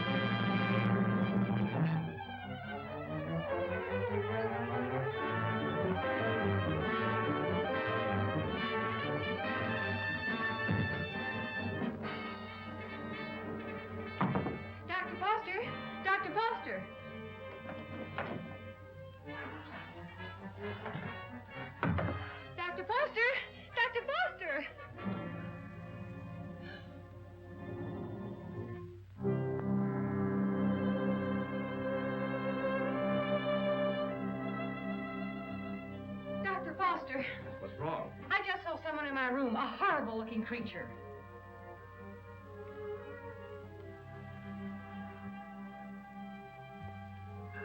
He disappeared back there.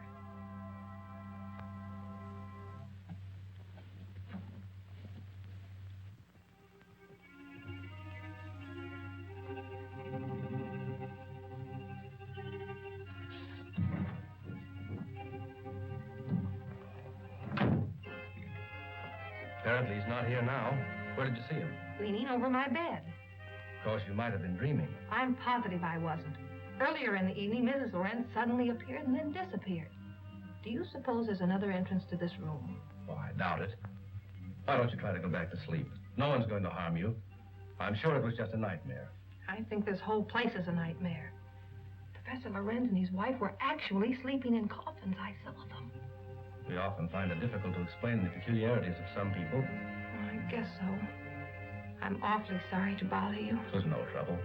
If you're frightened, call me again. Good night. Good night.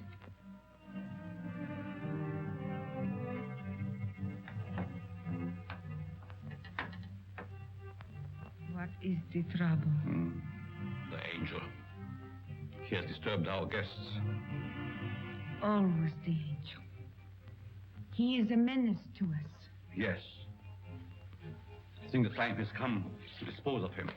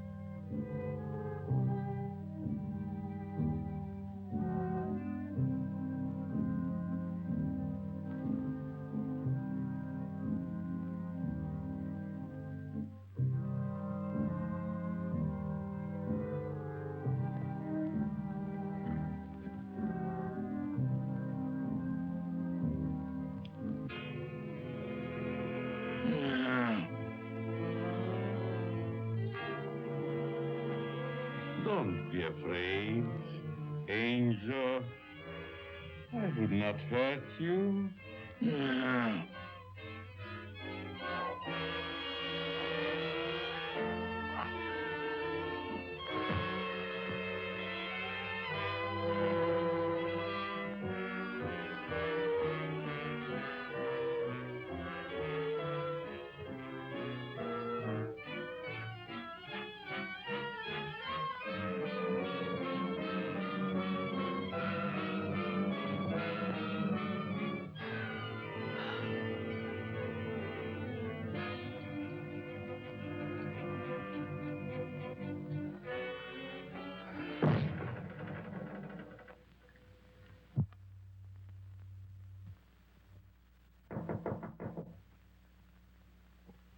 Yes? Good morning, Miss Hunter. Oh, good morning. Just a minute, Dr. Foster. I want to see you.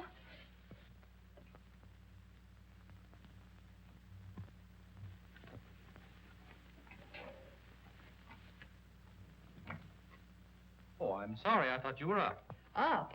I've been up all night with dead people. Dead people? What do you mean? Come in and I'll tell you.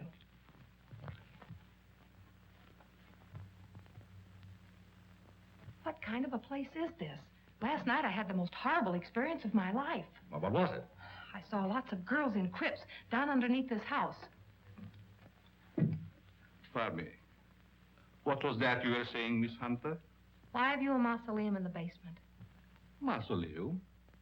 What are you talking about? You know what I'm talking about. All those dead girls and that horrible dead creature. My dear, you must have had a bad dream. Now look, Professor, this was no dream. When did you see all this? Shortly after I called you and told you about that horrible creature in my room. Is that true, Dr. Foster? Well, I don't recall anything about it, Miss Hunter. You must be mistaken. Well, if I was dreaming, it was the darndest nightmare I've ever had. Well, I slept very soundly myself. Miss Hunter was rather upset, I think, when she retired. You see, in our dreams, our minds play strange tricks on us sometimes. Yes, I suppose so. Oh, Professor, that orchid I brought up here to show you's gone. I couldn't find it in my bag. That's too bad. Perhaps you forgot to pack it. Will you be down soon? Yes, right away. Are you coming, Doctor? Of course.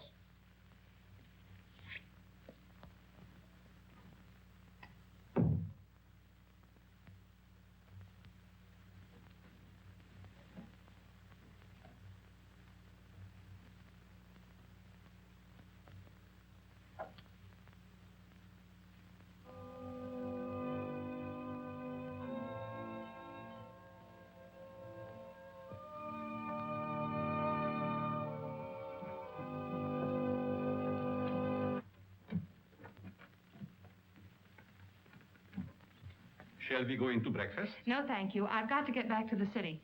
Will you drive me to the station, Dr. Foster? I'll be glad to. But what about the interview? Well, that'll have to wait until some other time. I just remembered an appointment at the office, so I've got to catch the next train. You'll excuse me, Countess? Yes, I will excuse you. Oh, Professor, do you also make a hobby of collecting coffins? Why, yes, in a manner of speaking.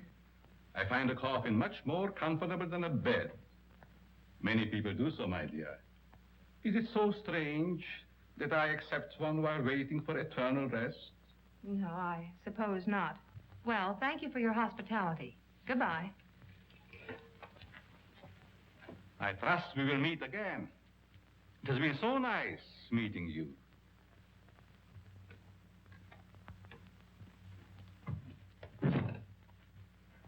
Don't tell me I'm still dreaming.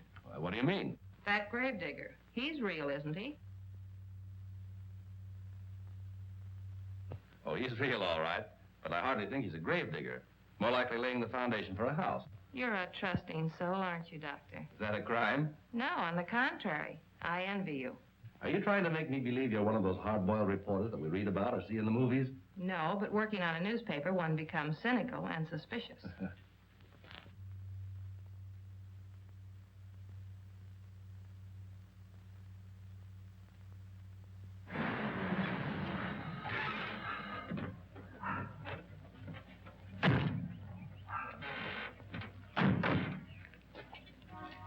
Well, I've enjoyed meeting you, Miss Hunter. I hope to have the pleasure of seeing you again. I have a hunch you will, Dr. Foster.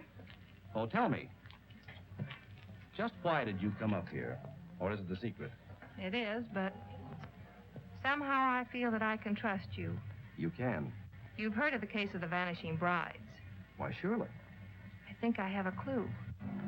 You don't mean that you suspect... Yes, I do. I want to show you something. What are these? Why, they're orchids, of course. You bet they're orchids. And they didn't grow in my dreams. They're exactly like the one that disappeared from my bag. Where did you get them? I found them on the floor beside my bed this morning. The person who came into my room last night must have brought these with him. That seems like a logical explanation. There's no question about it. Honestly, Doctor, don't you remember meeting me in the hallway last night? No, I don't. And if I did, I must have been asleep. Either that or you were hypnotized. Yes, that's quite possible.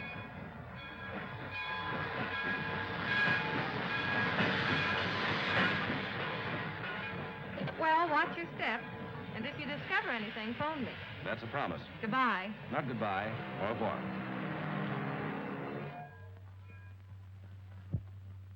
All right, print the story on page 1. Keep your fingers crossed that this paper isn't sued for libel by some of these phony suspects that the police are bringing in.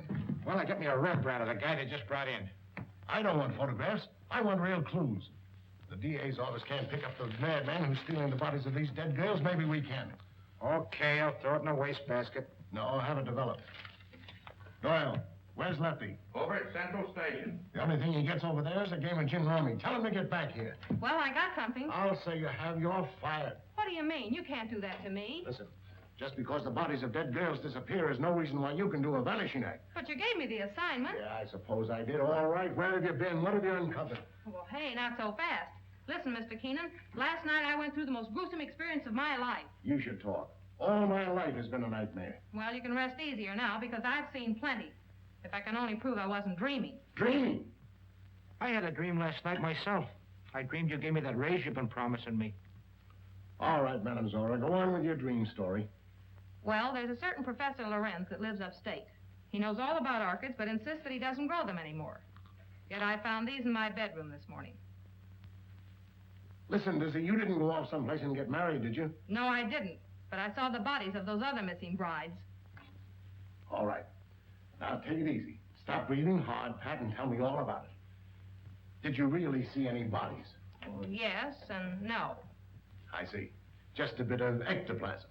Well, I'm sure I did, though, only... Oh, I can't explain it. Yeah, you're suffering the same way I am. I see brides everywhere. Hear wedding bells ringing in my ears. And I saw a dead man, too. A monstrosity. Very well. I'd like to see Miss Hunter. Oh, I'm sorry. She's busy. She's with Mr. Keenan. It's very important that I see her. I'm Dr. Foster. I wonder if you'd mind announcing me. Mr. Keenan, there's Dr. Foster here. Insists on seeing Miss Hunter. Tell him he can have all of her time from now on. That's the Dr. Foster I was telling you about. Maybe he has more evidence. All right, send the sawbones in. Hey, look, if you don't mind, I'm going out for a nervous breakdown. Well, Doctor, you almost beat me here. Yes, I drove down. Dr. Foster, Mr. Keenan, my editor. Very glad to meet you, Mr. I Keenan. know. This cub reporter of mine has been telling me a weird story about a certain Dr. Lorenz up in your neighborhood. It's weird, all right, but I'm confident it's true. After you left, I looked around the station to find out if Lorenz had any of the coffins assigned to him. I found a consignment, all right. And instead of a coffin, it was a box filled with this stuff. So what? That's ordinary garden moss. It's moss, all right, but not ordinary. This is a special type used by florists and hybridizers for growing orchids. It's called osmundin. Which proves that he does grow orchids like these. And the same kind were worn by every one of the brides that died. Well, maybe it is a clue. But how do I know that the rest isn't a cockeyed nightmare? She admits that you don't remember talking to her. I could have talked to her while in a somnambulistic state, under the influence of hypnotism. Oh, now, wait a minute. Are you trying to tell me that this Professor Lorenz is a hypnotist as well as a horticulturist? Why not? My short acquaintance with him has convinced me that he's a man of unlimited talents. He's strange, peculiar. I've even suspected him of being insane. But the fact remains he's not only a doctor, but a physicist and a scientist of great ability. How about this hot-headed wife of his? I hesitate to bring her into the case at all. Professional ethics forbids a doctor talking about his patients. Oh, forget about your ethics, Doctor. After all, we're after a criminal. How does this woman fit into the picture? Come on, tell us all you know. The peculiar fact about her is that although she has the appearance of a young woman, her heart and arteries indicate that she's at least 70 or 80 years old. Well, that doesn't explain anything. Certainly doesn't explain why Dr. Lorenz should steal these dead girls. It's possible they may still be alive. Alive in a cataleptic state? That's it. All right. What are your other deductions? Well, simply this.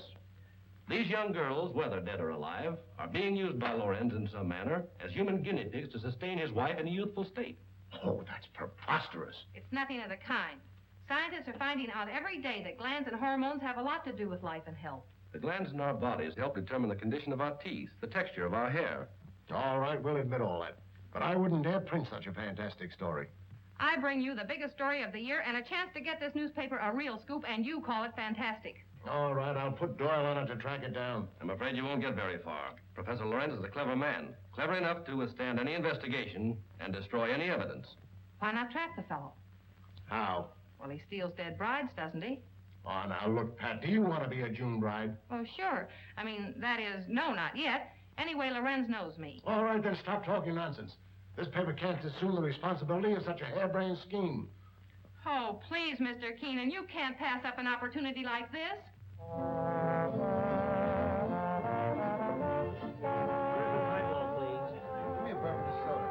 There she is.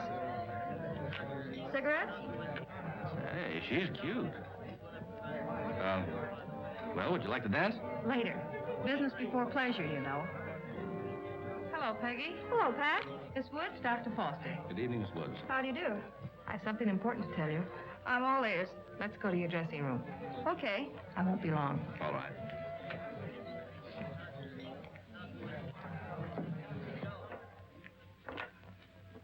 Peggy, I've landed a good part for you.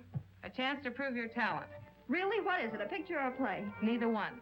My paper's going to stage a phony wedding, and we want you to be the perfect June bride. Now, wait just a minute. minute. With bridesmaids and flowers and all the trimmings. What is it, a circulation stunt? No. You've heard of the case of the vanishing brides. Sure. Well, this is a plan we have to trap the person who's been stealing their bodies. Are you kidding? Certainly not. The job will pay you plenty. How will I collect if I'm dead? You won't be dead. All you have to be careful of is not to smell any flowers. All I do is lie 6 feet underground and push them up. Nix, count me out. Listen, Peggy, I'm offering you a chance to get your picture on the front page of every newspaper in this country. Overnight, you'll be famous. Broadway producers and Hollywood studios will be offering you contracts. Why, it's the chance you've been waiting for.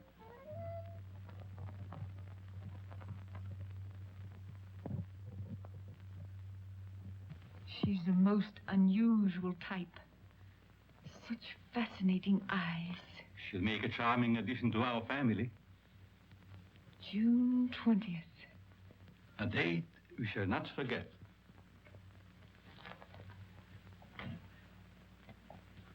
Faga, what are you doing in this part of the house? Master, I keep hearing my son's voice calling for me. Your son is better off where he is. Go back to your work. Master, you shouldn't have done it. He didn't deserve to die. Do what I say and don't come up here again. Yes, master.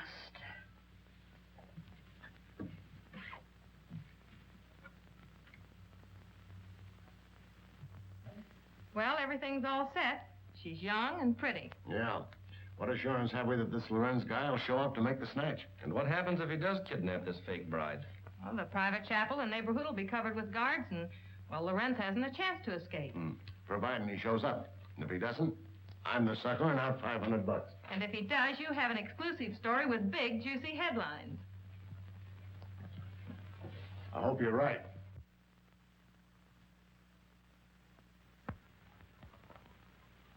Well, blushing bride, here's where you go on for your big scene. Or big flop.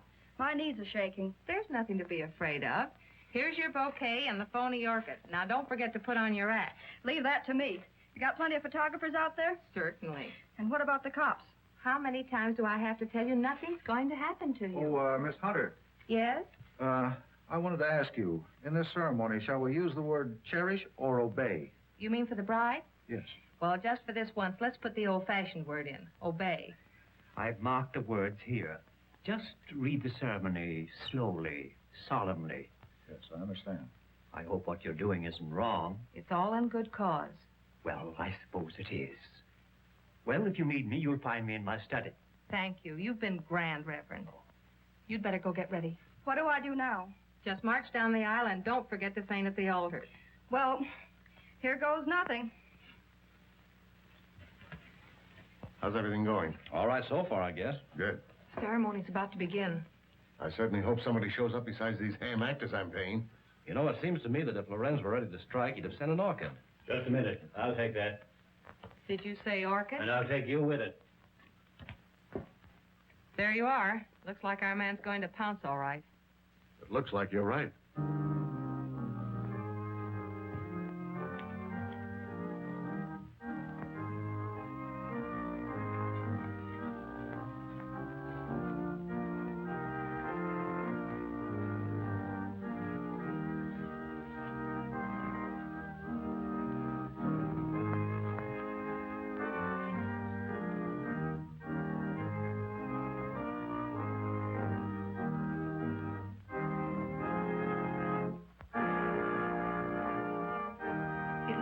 A real wedding, doesn't it? Yes.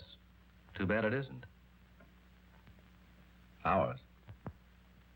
Is that a proposal, Dr. Foster? It certainly is. The minister would like to speak to you in his study, Miss Hunter. But, oh, you mean the real minister? Yes, ma'am. Thank you. I'll be right back.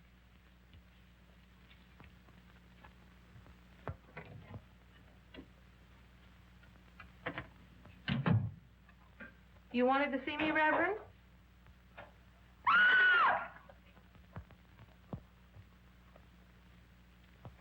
Where's Pat?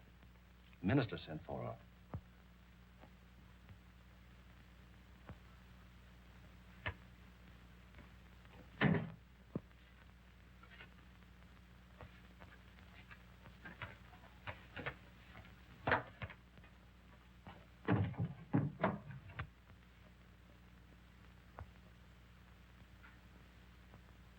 I'll be right back.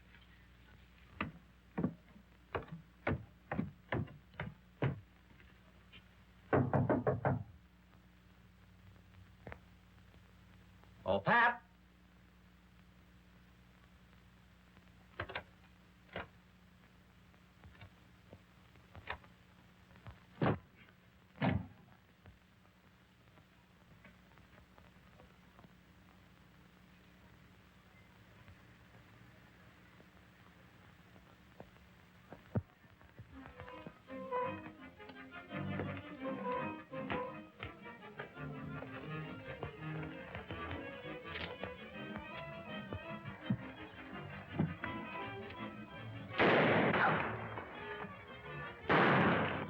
Please, Master, don't leave me.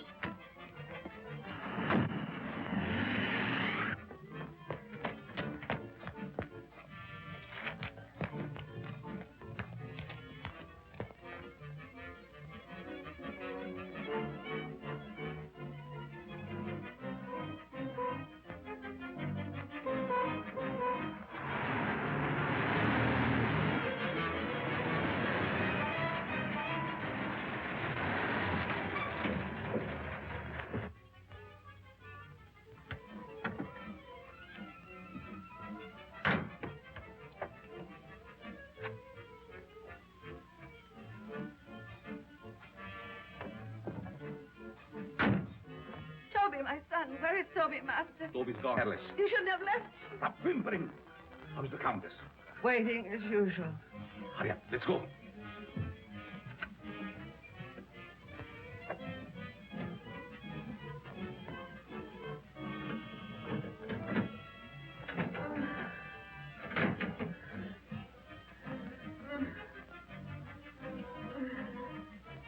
There was trouble, Yes, but we'll be finished before anyone finds us. but the bride. What will we do without them? You have to leave him here. Which means I will perish. Oh, it isn't hopeless. I find other girls. In the meantime, we take this one with us. What are you waiting for? Well, my dear, again we meet, only under different circumstances. I would have preferred that you would be a bride, but it really doesn't matter. It will serve our purpose just as well. Now both of my sons are gone.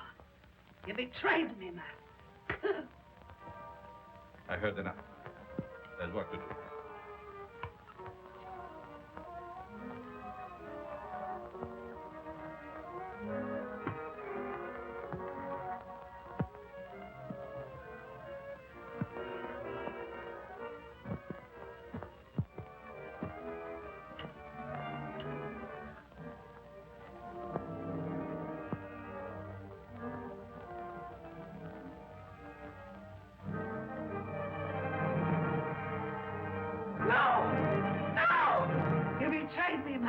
You shouldn't have done it.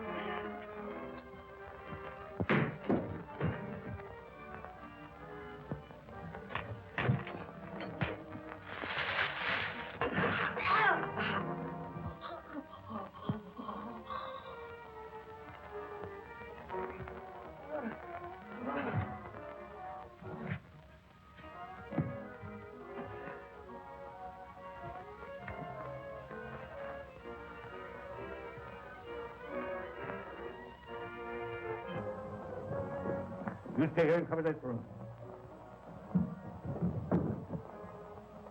Your hand is unsteady. Come here.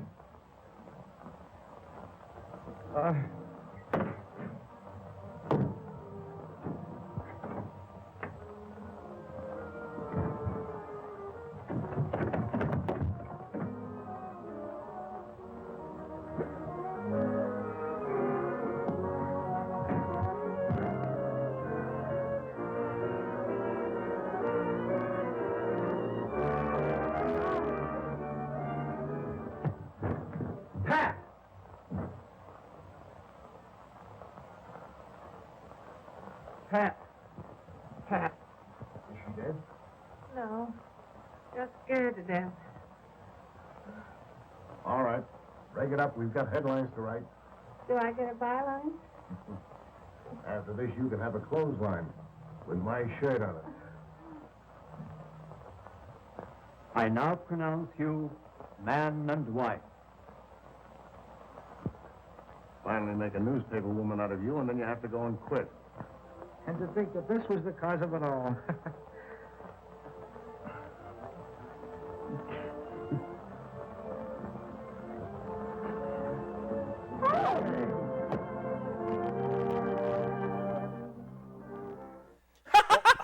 Mike's dead. That's what is that supposed to be funny?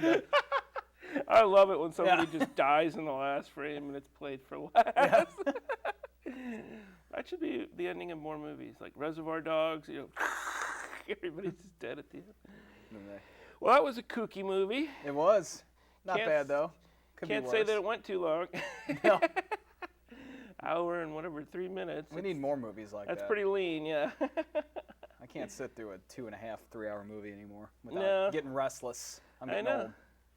Yeah, they really movies these days. I don't know what they're getting at, but they're definitely making them too long. And it'd be fine if it was 2 or whatever hours of high entertainment. But I'm gonna probably see Transformers this weekend. I know that's screwed. I mean, it's a popcorn movie. It's probably gonna be 2.5 hours. Or maybe I ought to just boil it down to the robot fights. How about that? So, any parting thoughts on The Corpse Vanishes? By the way, it was the corpses vanish, right? There wasn't just one corpse. Right. So what's up with that? The title was not accurate. Not at all accurate. Well, it was a great flick, some great one-liners. And I was very disappointed that the old hag lost both of her sons, the little person and the freak eating the drumstick. So. That was poignant. Yeah. At least she got to kill some people in retaliation. Yeah, don't take away her sons. She loves them no matter how messed up they are. Exactly. Minerva or whatever. That was the name of the actress, I think. But yeah, her actual name listed in the credits is something like Faga. I didn't quite get that, but anyway. I don't know. So yeah, when you have some freak sons, they're probably going to end up in going down the wrong path in life. Yeah, working for an evil doctor. Yeah. They can't get work anywhere else. So. Oh well. So what did you think of the movie? You can email. Oh yeah. The email account for the show that. We haven't gotten an email in a while, so Come on, people. Popcorndudes@hotmail.com. Use that iPhone thing. Yeah. What are those good your for? Your BlackBerry, iPhone, your smartphone, And we're whatever. not on Twitter, and we never will be. No. So email us at popcorndudes@hotmail.com or forget it. Yeah, no Twitter, no Facebook. No Twitter. We're done. We're not doing that. That stuff's lame. That's only good for Iranian revolutions. Yeah. It's only good if I want to know what Shaquille O'Neal thinks about President Obama's speech, because I really care. Exactly. Or Obama swatting a fly. Yeah. I want to hear your comments on that. Oh, well, thanks for joining us, folks. We had a good time. Mm-hmm. Stay cool. Remember, till next time, keep poppin', Colonel.